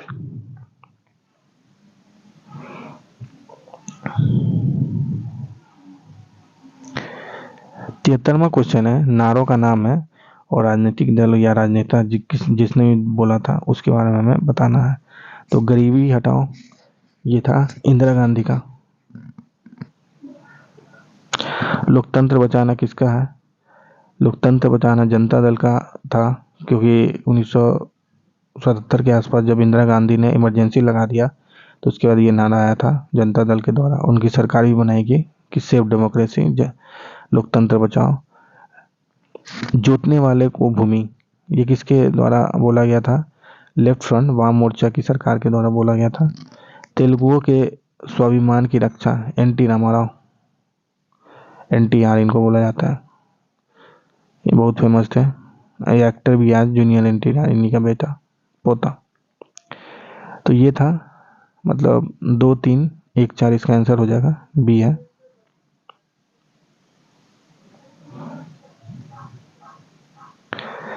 चौथावां क्वेश्चन है, निम्नलिखित में से कौन सा रूसी क्रांति तथा USSR के प्रभाव के तहत निर्मित हुआ था? तो कम्युनिस्ट पार्टी, कम्युनिस्ट रिलेटेड जो भी है सब USSR या रूस से रिलेटेड है। ग्रेट ब्रिटेन का साम्यवादी दल, कम्युनिस्ट पार्टी, ये सही है। पूर्व के लोगों का सम्मेलन, ये भी सही है। द कॉमिंटर्न, ये भी सही है। कॉमिंटर्न का मतलब होता है कम्युनिस्ट इंटरनेशनल, इसको थर्ड इंटरनेशनल भी बोला जाता है, जो कि 1919 में बना था ये। तो इसका आंसर डी हो जाएगा। 75वां क्वेश्चन है, किसने कहा था अपनी राष्ट्रीय पहचान की अपेक्षा भारत की समस्याओं का मूलभूत कारण है? दीनदयाल उपाध्याय ने ऐसा बोला गया था।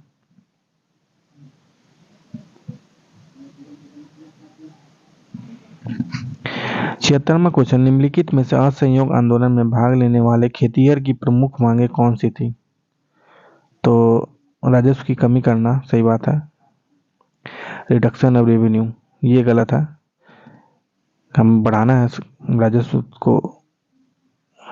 एबोलिशन ऑफ बेगार की, सही है। और वन क्षेत्रों में पशु को चराने, ये भी सही है। तो इसका आंसर हो जाएगा डी। 77वां क्वेश्चन है, टेस्क्यू ने सरकार के अंतर्गत विधायिका, कार्यपालिका और न्यायपालिका के मध्य शक्तियों का विभाजन निम्नलिखित में से अपनी किस पुस्तक में प्रकाशित किया था? तो उस पुस्तक का नाम था the spirit of the laws. 78वां क्वेश्चन है, निम्नलिखित में से ब्रिटिश शासन के दौरान भारतवर्ष के अंतर्गत निर्वनीकरण का कौन सा मुख्य कारण था? तो रेलवे के मार्गों पर तख्तों, स्लीपर की मांग को पूरा करना तथा शाही नौसेना के लिए इमारती लकड़ी की आपूर्ति करना, नियोजित वनों की मांग को पूरा करना तथा चाय व कॉफी का वृक्षारोपण करना, विस्तारित खेती की मांग को पूरा करने के लिए भूमि को उन्नत करना।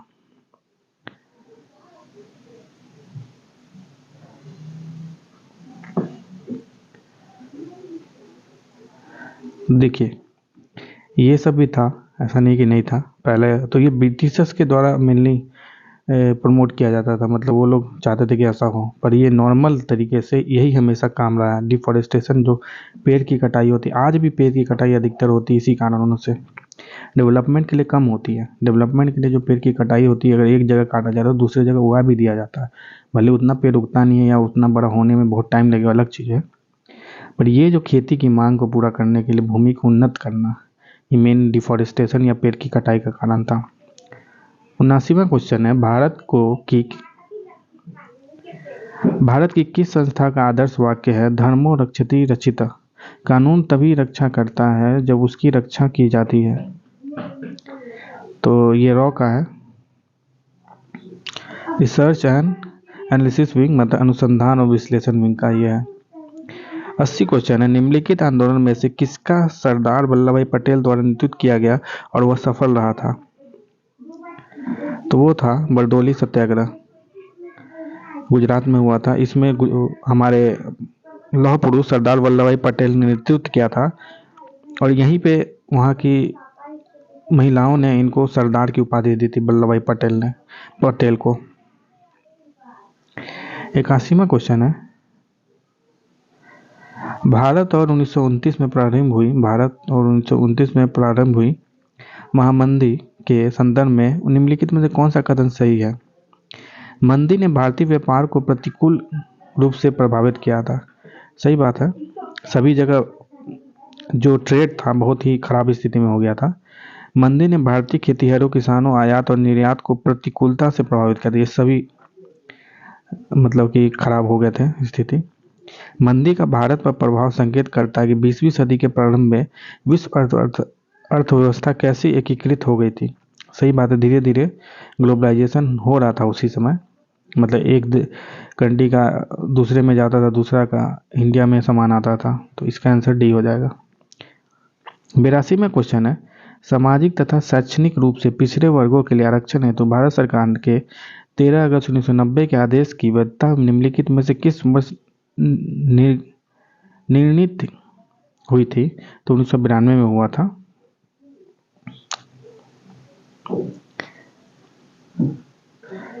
83वां क्वेश्चन है, एंगस मेडिसिन की पुस्तक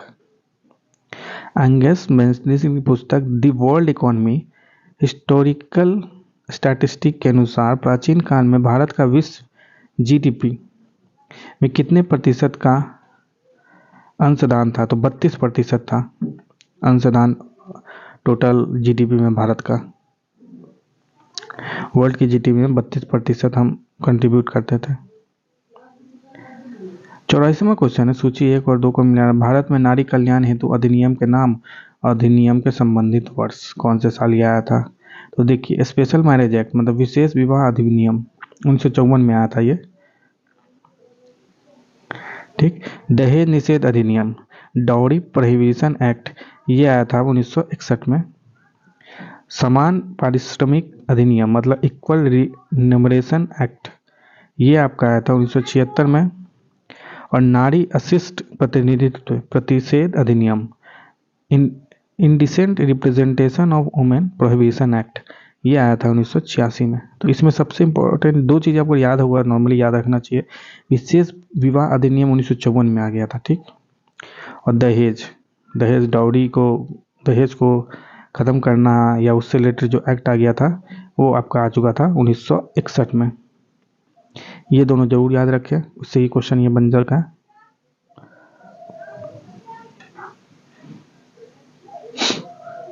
पचासीवें क्वेश्चन, निम्नलिखित में से कौन सा बुनियादी मूल्य सभी नेताओं द्वारा भारत के संविधान पर विचार विमर्श हेतु संविधान निर्मात्री सभा के मिलने से बहुत पहले ही स्वीकार कर लिया गया था?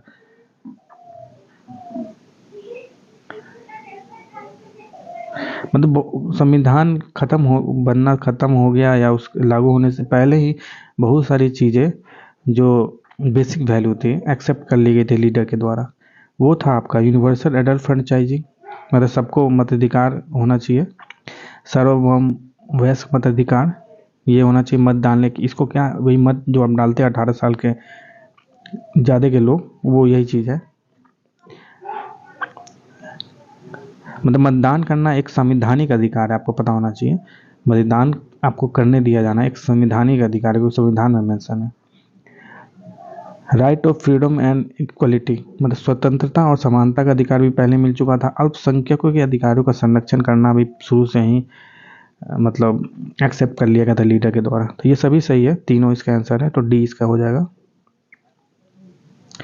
86वां क्वेश्चन है, पुस्तक the beautiful tree indigenous Indian education in the 18th century किसने लिखी है? तो ये धर्मपाल के द्वारा लिखा गया था।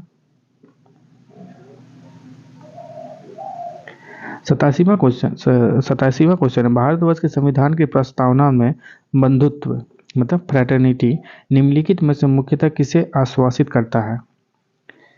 तो व्यक्ति की गरिमा को भी करता है, देश की एकता और अखंडता को बचाना है, इंटीग्रिटी और यूनिटी, नागरिकों के न्याय और उसकी स्वतंत्रता एवं समानता को। तो इसका आंसर डी हो जाएगा। 88वां क्वेश्चन, इनमें से किसने कहा भारतीय न्यायपालिका विलासी मुकदमे में मांझी से ग्रसित है? ये कहा गया था एन वी रमन्ना के द्वारा।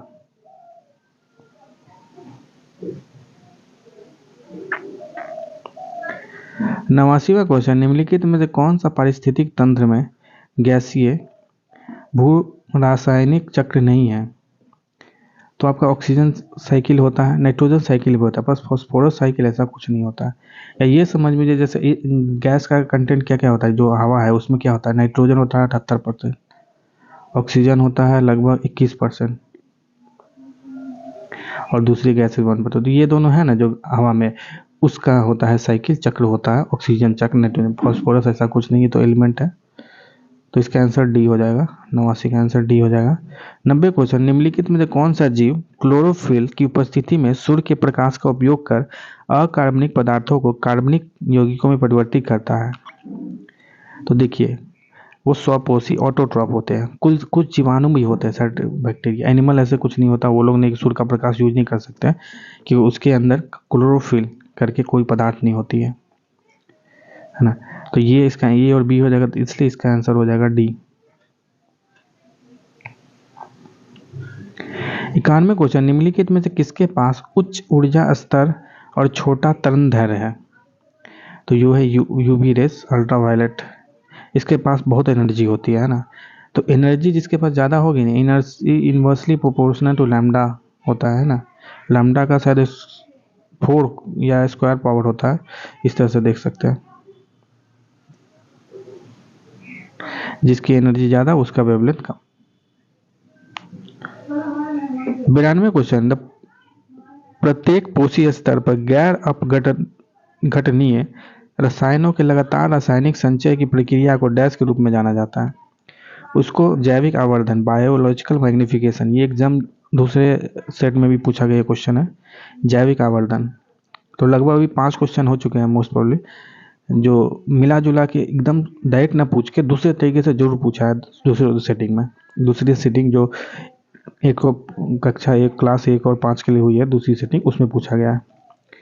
तो जैविक आवर्धन ये क्या है कि जैसे कि पहला लेवल है, जैसे घास है, बहुत सारा घास, उसको कौन खाता है? बकरी खाया, एक बकरी खाया, एक बकरी क्या है, हजारों घास को खाया। फिर इंसान खाया बकरी को, तो इंसान तो एक बकरी नहीं खाएगा, वो हजारों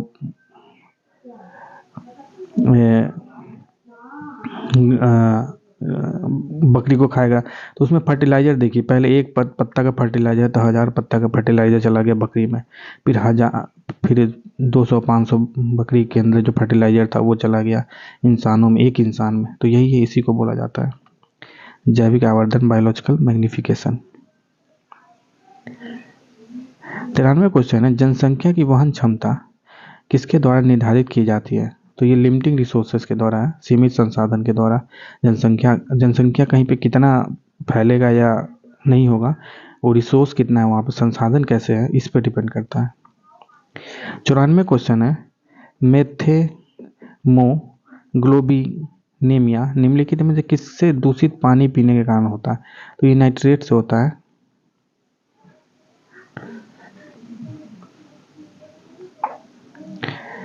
95 क्वेश्चन है, पारितंत्र में ऊर्जा का प्रभाव होता है। देखिए, फ्लो ऑफ एनर्जी जो होता है यूनिडायरेक्शनल होता है ना, मतलब एक से आगे जा रहा है तो आगे ही जाएगा, पीछे जा रहा तो पीछे। ऐसा नहीं कि आप खा लीजिएगा, उससे एनर्जी ले लीजिए, फिर आप उगल दीजिएगा, वो एनर्जी बाहर निकल जाए, ऐसा कुछ नहीं होता। 96 क्वेश्चन है, निम्नलिखित में से कौन सा पारितंत्र का संघटक है, कंस्टिट्यूएंट है इकोसिस्टम का? पाइथन मतलब इकोसिस्टम का। तो देखिए, लिविंग, नॉन लिविंग, या वो जहाँ पे रह रहा है ना, लैंड वैंड, ये सब मिला के इकोसिस्टम कहा जाता है। कहने वाला जंतु, पादप, माइक्रो ऑर्गेनिज्म, लैंड, इन्वायरमेंट, वो सब है इकोसिस्टम के अंदर में आते हैं। तो इसका आंसर डी हो जाएगा।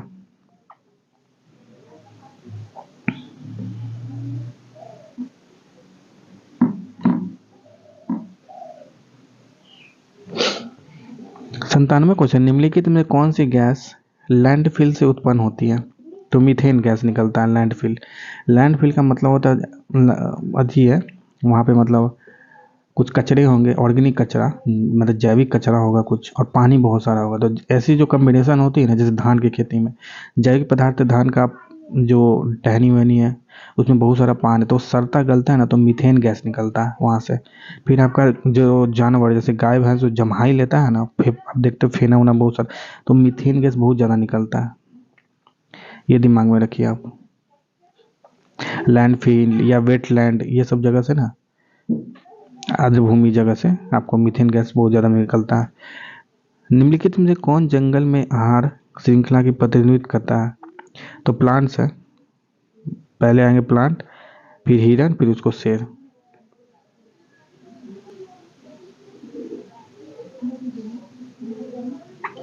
ये सभी कहाँ मिलेंगे आपको? जंगल में मिलेंगे। मेढक ऐसा कुछ नहीं, जंगल में ही मिले, जरूरत नहीं है।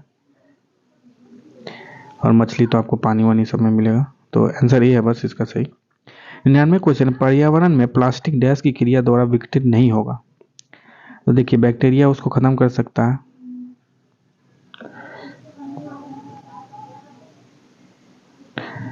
सेप्रोफाइट तो वो जो सड़े हुए चीज होते उसको खत्म करता है, तो उससे नहीं हो सकता। पैरासाइट भी ऐसा नहीं है, वो खत्म किया जा सकता है, नहीं किया जा सकता उससे। बैक्टीरिया से किया जा सकता है, तो इसका आंसर डी हो जाएगा। 100वां क्वेश्चन, ऊर्जा के स्रोत जो कार्बन उत्सर्जन में वृद्धि नहीं करते हैं डैश में शामिल है। कार्बन उत्सर्जन में वृद्धि नहीं करते, तो देखिए सोलर सेल, ये नॉर्मल आपका लिया, मतलब सन का प्रकाश और उससे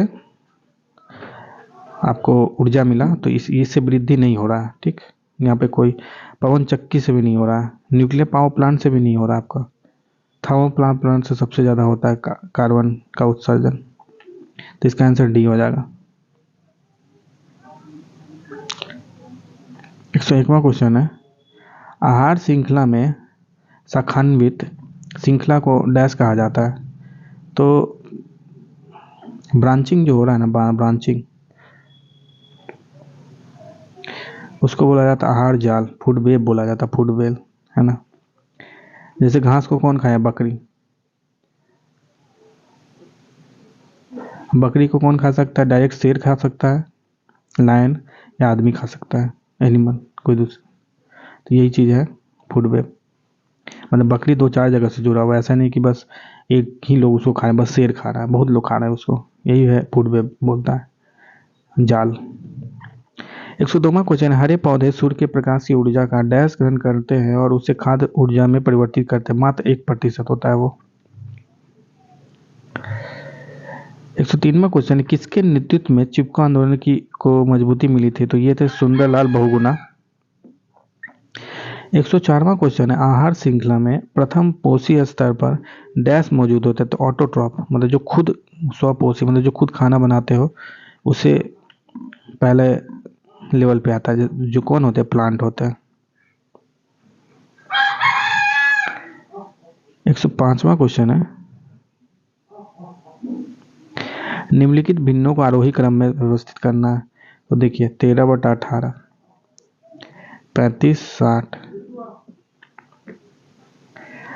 अब 3 का ही निकाल लीजिए, वो छोड़ दीजिए, 51/7 छोड़ दीजिए, नीचे का देखिए सब 9 का मल्टीपल है ना, तो इस तरह से कर सकते हैं। तो इसको आप इस तरह से लिखिए, 29/4 × 9, और 4/29 कितना होगा? लगभग 7.5 पकड़ के चलिए। और यहाँ 5/9 होगा 45 में, तो 5, 41/5 कितना हो जाएगा? लगभग 8 से ऊपर हो जाएगा। ये कितना हो जाएगा? 2/9, 2 × 9, तो 13/2 कितना हो जाएगा? 6.5 हो जाएगा लगभग। देख लीजिए, तो इस तीनों में देखिए क्या है, ये तीनों अरेंज है ना। तो ऐसा ऑप्शन से बन रहा है क्या? डायरेक्ट 13, 29, 41, 45, 13, 29, 41, 45, ये उल्टा हो गया, तो ये हो नहीं सकता। तो बच्चा 1 और 2 में, दोनों में अब 51/60 निकाल लीजिए, कहाँ कितना आएगा? लगभग 12, 13, 10, 8, 6, 6, 7, 42, 6, 8, 56, 6, 7, 42, ये 7 पॉइंट कुछ आ रहा था, ये देखिए 8 पॉइंट कुछ आ रहा था, है ना। मतलब इस, तो 29/36 से बड़ा होगा या इसके छोटा, इसी के आसपास होगा, ये दोनों सुप। तो अब दोनों को एग्जैक्ट निकालना पड़ेगा। देखिए ये दोनों भी है, इस दोनों को एग्जैक्ट वैल्यू निकाल लीजिए, कितना आएगा? 7 पॉइंट करके दोनों आने वाला है। ठीक। ठीक ना, इसलिए दोनों निकाल लीजिए एकदम कितना आने वाला है, उसके अनुसार करने से आपको ये आ जाएगा। ये मैं शॉर्ट तरीका बता रहा हूँ करने का, सिस्टमेटिक शॉर्ट तरीका। कितने आपके वर्ग स्क्वायर कितने आपको निकालना पड़ेगा यहाँ पर, तो देखिए एक एक करके एक वाले कितने हो जाएंगे, 1 2 3 4, 1 2 3 4, तो 16 हो जाएंगे सीधे। फिर दो वाले कितने होंगे, 1 2 3 4 5 6 7 8 9 9, तो ये 25 तो ऐसे ही हो गए दो वाले। फिर तीन वाले करते हैं, तीन वाले ये हो गए, 1 2 3 4, तीन वाले ये हो जाएंगे, हाँ दिख रहा है आपको, एक ये हो जाएगा, दो ये हो जाएगा, ऐसे ही नीचे हो जाएगा 3, फिर ये 4, टोटल 25 + 4 29 हो गया। अब फिर 4 वाला करते हैं, 4 वाला एक ही बचेगा, 30 हो गया टोटल। ऐसे करना पड़ता है, पहले 1 2 3 4 साइड वाले निकालिए, इस तरह क्वेश्चन में 30 हो जाएगा इसका। 107वां क्वेश्चन है, एक व्यक्ति अंडे को इस प्रकार टोकरी में रखता है कि प्रत्येक क्रमिक दिन रखे जाने वाले अंडों की संख्या पहले से टोकरी में मौजूद संख्या के बराबर है। इस प्रकार टोकरी 24 दिन में पूरी भर जाती है, तो कितने दिनों बाद टोकरी 1/4 भरी थी। देखिए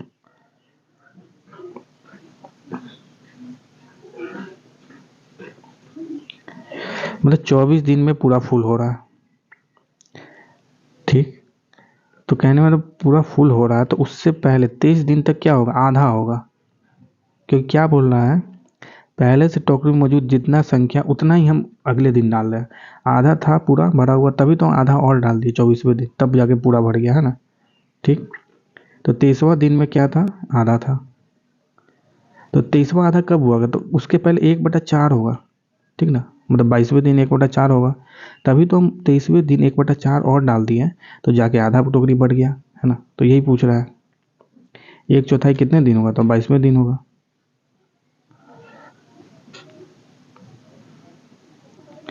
और 108वां क्वेश्चन है, दो संख्याओं का योग इतना है, यदि बड़ी संख्या 2% की कम की जाती है और छोटी संख्या 10% की वृद्धि की जाती है, तो प्राप्त संख्याएं बराबर होती हैं। बड़ी संख्या है लगभग, तो देखिए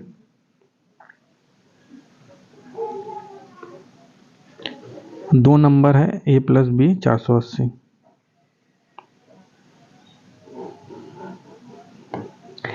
अगर बिगर नंबर जो बड़ा नंबर है को 2% डिक्रीज कर दिया जाए, तो मतलब कि 98 नंबर है, 98% बचेगा, 58 ऑफ ए, बड़ा नंबर मान लीजिए a ग्रेटर देन b मान लिया, ठीक, और छोटे को 10% इंक्रीज कर दिया जाए, तो मतलब अब क्या हो जाएगा, 110 हो जाएगा वो b, देन नंबर अब 10, तो ये दोनों इक्वल हो जाएगा, यहाँ पे इक्वलिटी का साइन आ जाएगा, है ना, ये इक्वल हो जाएगा दोनों संख्या। तब तो यहाँ पे हम करके देखते हैं, तो 100 से 100 कट गया, हमें क्या निकालना है, लार्जर नंबर, लार्जर निकालना मतलब b की वैल्यू आप निकाल लीजिए और इस इक्वेशन में पुट कीजिए, क्योंकि a हमको निकालना है ना, तभी इसको इसमें b रख देंगे तो a में इक्वेशन आ जाएगा, a + 98/110 = 480, तो ये आ जाएगा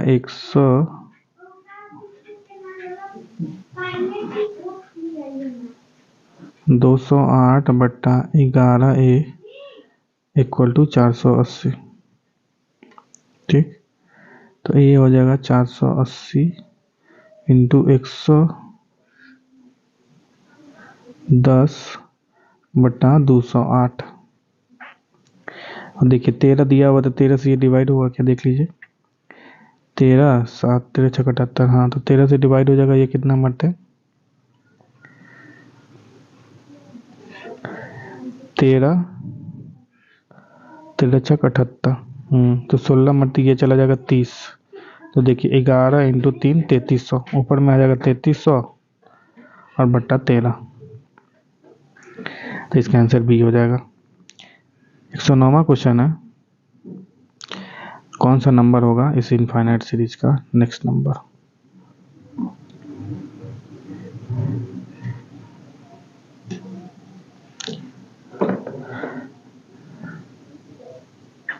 तो देखिए हर एक में 2/3 है पिछले नंबर का, कहने का मतलब 486 इंटू 2/3 कीजिए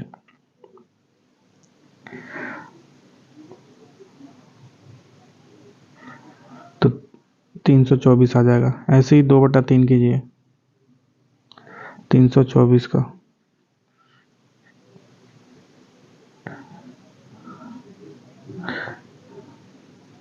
216 आ जाएगा। ऐसे 144 का 2/3 कीजिए, 2/3 मतलब 144 मतलब 12 स्क्वायर, 12 इंटू 12,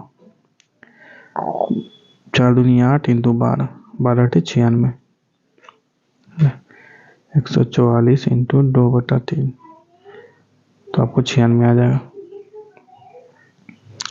110वां क्वेश्चन है, कौन सा नंबर रिप्लेस करेगा एक क्वेश्चन मार्क को।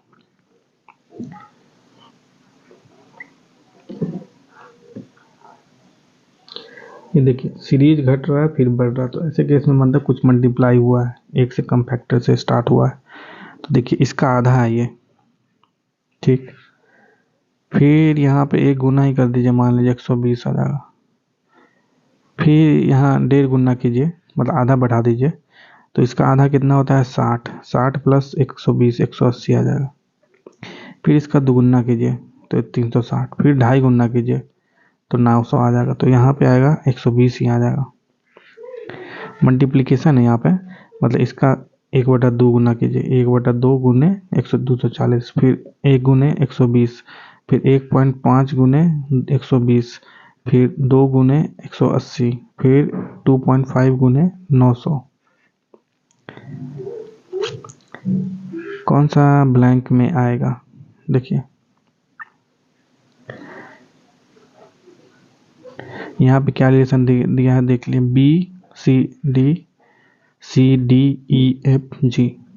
चार बढ़ा दिया है, MNOPQR यहाँ भी 4 बढ़ाया, और YZABCD मतलब 4 के गैप के बाद 5वां नंबर है, मतलब 5 + 5 बोल सकते हैं इसको, +5 बोलेंगे, +5 ऐसे ऐसे ही ऐसे कर देते हैं, +5 FGHIJK,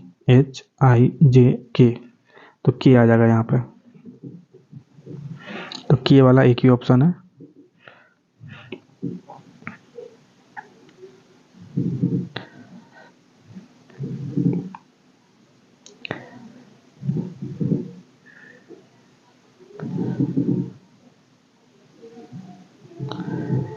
एक 112वां क्वेश्चन, प्रयागराज से पटना जाने के 5 मार्ग और 4 मार्ग पटना से कोलकाता जाने के।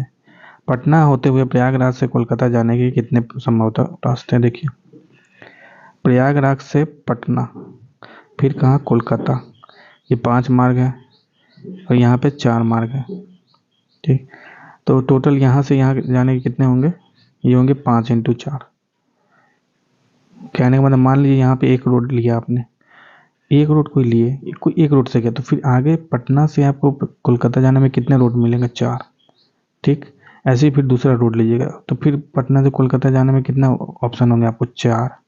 तो हर एक 5 के लिए 4 ऑप्शन है, हर एक के लिए 4 ऑप्शन है यहाँ पे, यहाँ हर एक एक के लिए यहाँ 4 ऑप्शन है, तो 5 × 4 टोटल हो जाएगा 20। सर्वाधिक उपयुक्त कथन की चुनना में, हर वृत्त दीर्घवृत्त है, मतलब एवरी सर्किल एक सर्किल है, एक एलिप्स है, सही बात है। हर एक वृत्त दीर्घवृत्त हुआ जिसका ए और बी, मतलब वृत्त कैसा होता है नॉर्मली ऐसा पढ़ते होंगे, है ना। इधर में ए है और ऊपर में बी है, तो जिसका ए = बी होगा वो सर्किल हो जाएगा, वृत्त हो जाएगा, तो ये सही है। कोई वृत्त, no circle is hyperbola,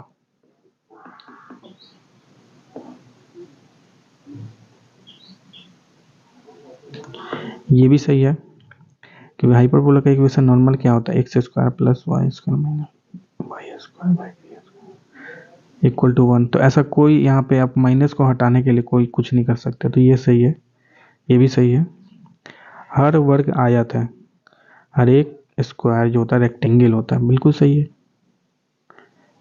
rectangle का क्या मतलब होता है? ए और बी साइड होती है, जो जहाँ पे ए और बी नॉट इक्वल टू होता है, तो हर एक स्क्वायर, जैसे ये रेक्टेंगल हो गया और ये स्क्वायर हो गया ना, मतलब ये डायग्राम बना रहे हैं हम। इस देखिए रेक्टेंगल हो गया जिसका ए और बी अगर साइड बराबर कर देंगे, अगर रेक्टेंगल लिया और उसका साइड बराबर कर दिया तो वो स्क्वायर बन गया। पर स्क्वायर आपने लिया और फिर उसको अलग कर दिया, तो ऐसा नहीं ना है। कहने का मतलब, सपोज कीजिए आपका जो साइड है उसका पेरीमीटर निकालना है, a two into a plus b. इसमें इसमें ए और b a equal to b equal कर सकते हैं, तो ये आपका स्क्वायर वाला बात हो जाएगा। पर आपने ए 4a लिया, अब इसमें a इक्वल टू बी कहाँ कर पाएंगे? ए और बी का साइड कहाँ लगा सकते हैं स्क्वायर के केस में? तो यही चीज़ बोल रहा है ये, मतलब ये मैथमेटिकली करने की कोशिश किया मैं। नॉर्मल यही है, कोई भी स्क्वायर जिसका साइड, कोई भी रेक्टेंगल ए इक्वल टू जिसका side a equal to b हो जाएगा, वो स्क्वायर बन जाएगा। हर वर्ग आयत होता है, सही बात है, हर एक वर्ग आयत होता है जिसका साइड बराबर हो। तो सभी सही है इसमें। 14वां क्वेश्चन है, कोड शब्द को इतना के रूप में कोडित किया गया है और स्टेप को इतना के रूप में कोडित किया गया है। स्पोर्ट को करना है, तो देखिए सी का क्या होता है? 3 पोजीशन है, सी 3 है। फिर मैं यही लिख देता हूँ EJOTY। आपको पता है 5, 10, 15, 20, 25 पोजीशन होता है मैथ में। जैसे ई का पोजीशन क्या है? 5।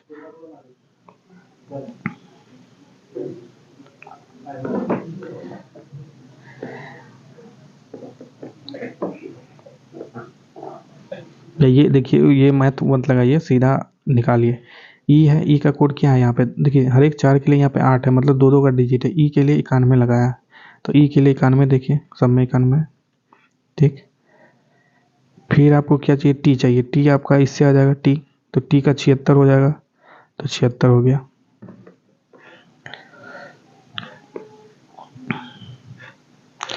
फिर ओ देखिए, ओ यहाँ पे है 16 है, तो 76 के बाद 16 आना चाहिए, तो इसी में आंसर बी हो जाएगा आपका। ऐसे ही मिलाना, कभी कभी इस तरह से भी सोचना पड़ता है। 2 ऑप्शन दिया है, उसी में से आंसर निकाल लीजिए। एक वृत्त का क्षेत्रफल इतना है और वृत्त की त्रिज्या के बराबर भुजाओं वाले वर्ग का क्षेत्रफल इतना है। देखिए वृत्त का क्षेत्रफल, एरिया ऑफ सर्किल दिया है 4 पाई स्क्वायर, 40 पाई स्क्वायर। पाई वृत्त का क्षेत्रफल क्या होता है? Area of circle pi r square होता है, तो 40 पाई स्क्वायर ये दे दिया है। ठीक, area of square with sides equal to radius of circle. अब हमें क्या निकालना है? एरिया ऑफ स्क्वायर जिसका ए इक्वल टू साइड कितना, मतलब आर स्क्वायर की वैल्यू निकालना है आपको, यही था। तो यहाँ से आर स्क्वायर की वैल्यू क्या हो जाएगी? सीधा एरिया ऑफ स्क्वायर क्या होता है? ए स्क्वायर होता, और ए आर के बराबर होता है, आर स्क्वायर हो गया, तो पाई से पाई कट गया और आर स्क्वायर की वैल्यू 40 पाई आ गई, तो इसका सी हो जाएगा 15 का सी। 16वां, 100 समूह में से भिन्न शब्द चुनना है। तो देखिए पुस्तक, बुक, पुस्तक, कागज, पेंसिल, पेन, रबर। ठीक, देखिए पेंसिल, पेन, रबर, इरेजर, ये सभी मतलब लिखने के काम आता है ना। पेपर पे आप लिखते हो, पेंसिल से लिखते हो, पेन से लिखते हो, इरेजर से मिटाते हो एक तरह से, मतलब ये सभी इस तरह के काम। यह इस तरह समझ सकते हैं, ये अपने आप में एक अकेला चीज है। बुक क्या, बहुत सारे पेजों का है, और बुक से हम पढ़ते हैं ना, लिखते नहीं है। 2 तरह से इसको देखा जा सकता है, मतलब लिखने के काम आता है या मिटाने के काम नहीं आता है। बुक पढ़ने के, बस पढ़ते हैं। तो इसमें पुस्तक सबसे अलग है। 17वां क्वेश्चन, इंग्लिश अल्फाबेट में ए इक्वल टू ये है और बी, तो तीसरा पोजीशन क्या होगा? तो देख लीजिए, यहाँ पे हम लिख देते ए से लेकर, देखिए ये वाला क्वेश्चन में ये, मतलब इंग्लिश का लिख लेते हैं पहले, a b c d e f GHIJKLMNOP। फिर आपको पोजीशन दिया इसका 1, फिर इसका 2 दिया है और इसका चौथा पोजीशन। आपको तीसरा पोजीशन निकालना है कौन सा होगा। तो जैसे यहाँ पे चले, मान लीजिए 2 का गैप, देखिए बहुत बड़ा हो रहा है यहाँ पे, तो इसलिए मान रहा है कि यहाँ पे 2 का गैप है और दूसरे में 4 का गैप है, उसके बाद कोई तीसरा पोजीशन होगा, उसके बाद 6 का गैप आएगा। ठीक, तो मान लीजिए 4 का गैप हो गया, 1 2 3 4, तो फिर आई अगर तीसरा आ गया तो इसका 6 का गैप होना चाहिए। तो 3 4 5 बिल्कुल ये सेट कर गया, मतलब 2 4 6, फिर अगला गैप जो आएगा 8 का गैप आएगा, है ना। तो उस तरह से सोचना है।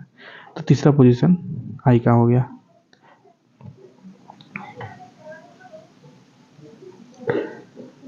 108वां क्वेश्चन है, 18वां क्वेश्चन है। दो संख्या ये है, दो संख्या के अनुपात में है, यदि उसका महत्तम समावर्तक 11 है तो संख्याओं का योग क्या है।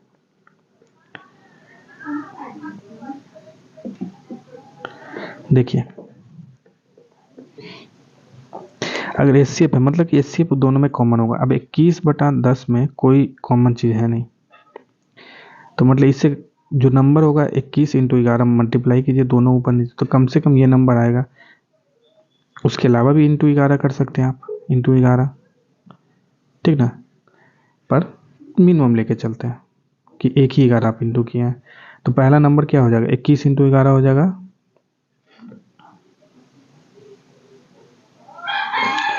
241, और नीचे आ जाएगा 110, और दोनों का योग कितना आ जाएगा 351।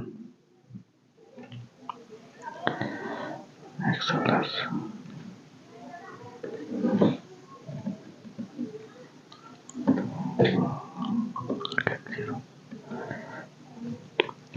ये 231 है, तो 341 आ जाएगा। तो मतलब इसका आंसर ए हो गया, बल्कि इसके आंसर बहुत सारे होंगे, ऐसा नहीं कि यही ए होगा, बहुत सारे आंसर होंगे। बताया था ना, 21/10 × 11 कीजिए, स्क्वायर कीजिए, फिर 11 स्क्वायर कीजिए, तो भी इसका और इस नंबर दोनों का महत्तम समावर्तक 11 ही आने वाला है। तो ऐसी मल्टीपल पर ऑप्शन के अनुसार से बस 341 आंसर है। 119वां क्वेश्चन, एक स्मार्टफोन को P रुपए में बेचने पर 10% का लाभ होता है और स्मार्टफोन को Q रुपए में बेचने पर 4% की हानि होती है, तब P और Q क्या है।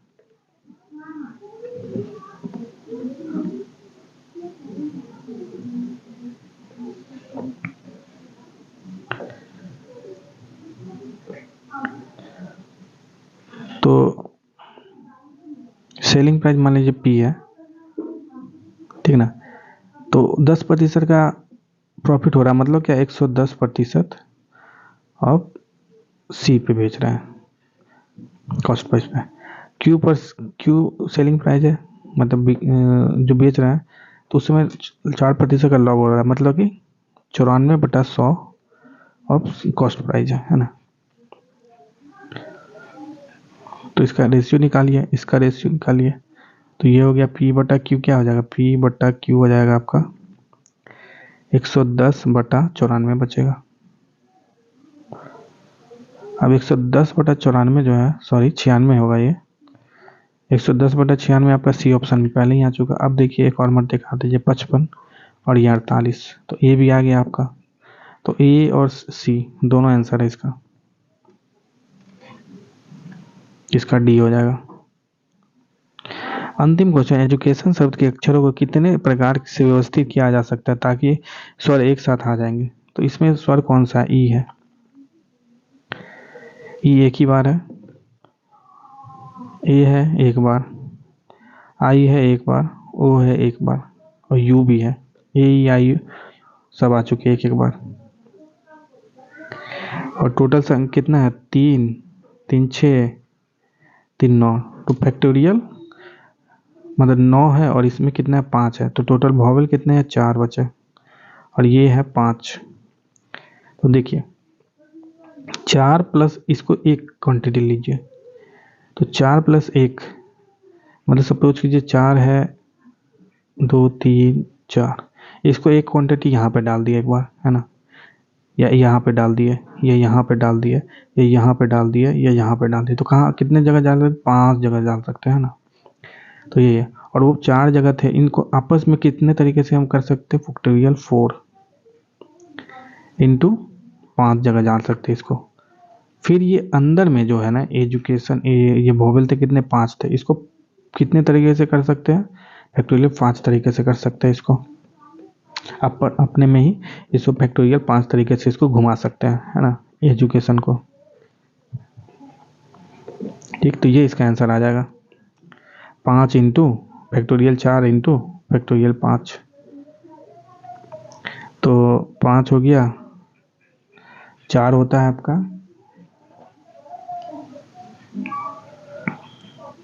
24, और फिर आ गया 5 फैक्टोरियल 5 इंटू 24।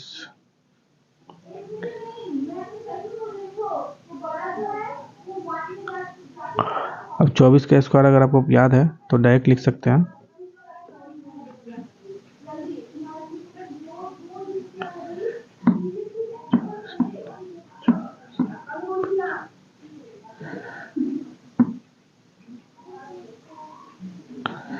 तो इसको इंटू करने से आपको बी आ जाएगा, है ना। आपने समझ आया? इसमें जो वोवेल थे 5, इसको मैंने एक क्वांटिटी ले लिया, और टोटल वोवेल, हाँ वोवेल थे 5, उसको एक क्वांटिटी। फिर कॉन्सोनेंट थे ना,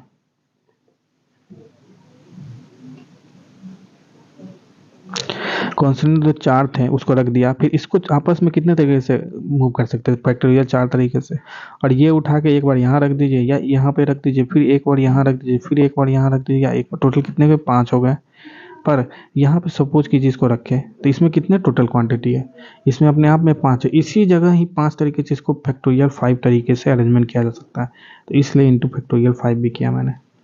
ठीक, तो ये था टोटल 120 क्वेश्चंस जो 24 अगस्त को लिया गया था कक्षा 1 और 5 के लिए शिक्षक भर्ती, विभिन्न शिक्षक भर्ती के फर्स्ट सीटिंग में लिया गया था, सुबह में लिया गया था। उसका 120 क्वेश्चन था ये। अगर आपको कहीं पर डाउट लग रहा है तो पूछिए नीचे कमेंट करके, और ऐसे ही और वीडियो देखने के लिए हमारे साथ बने रहें। चलिए मिलते हैं अगले वीडियो में, तब तक के लिए नमस्कार।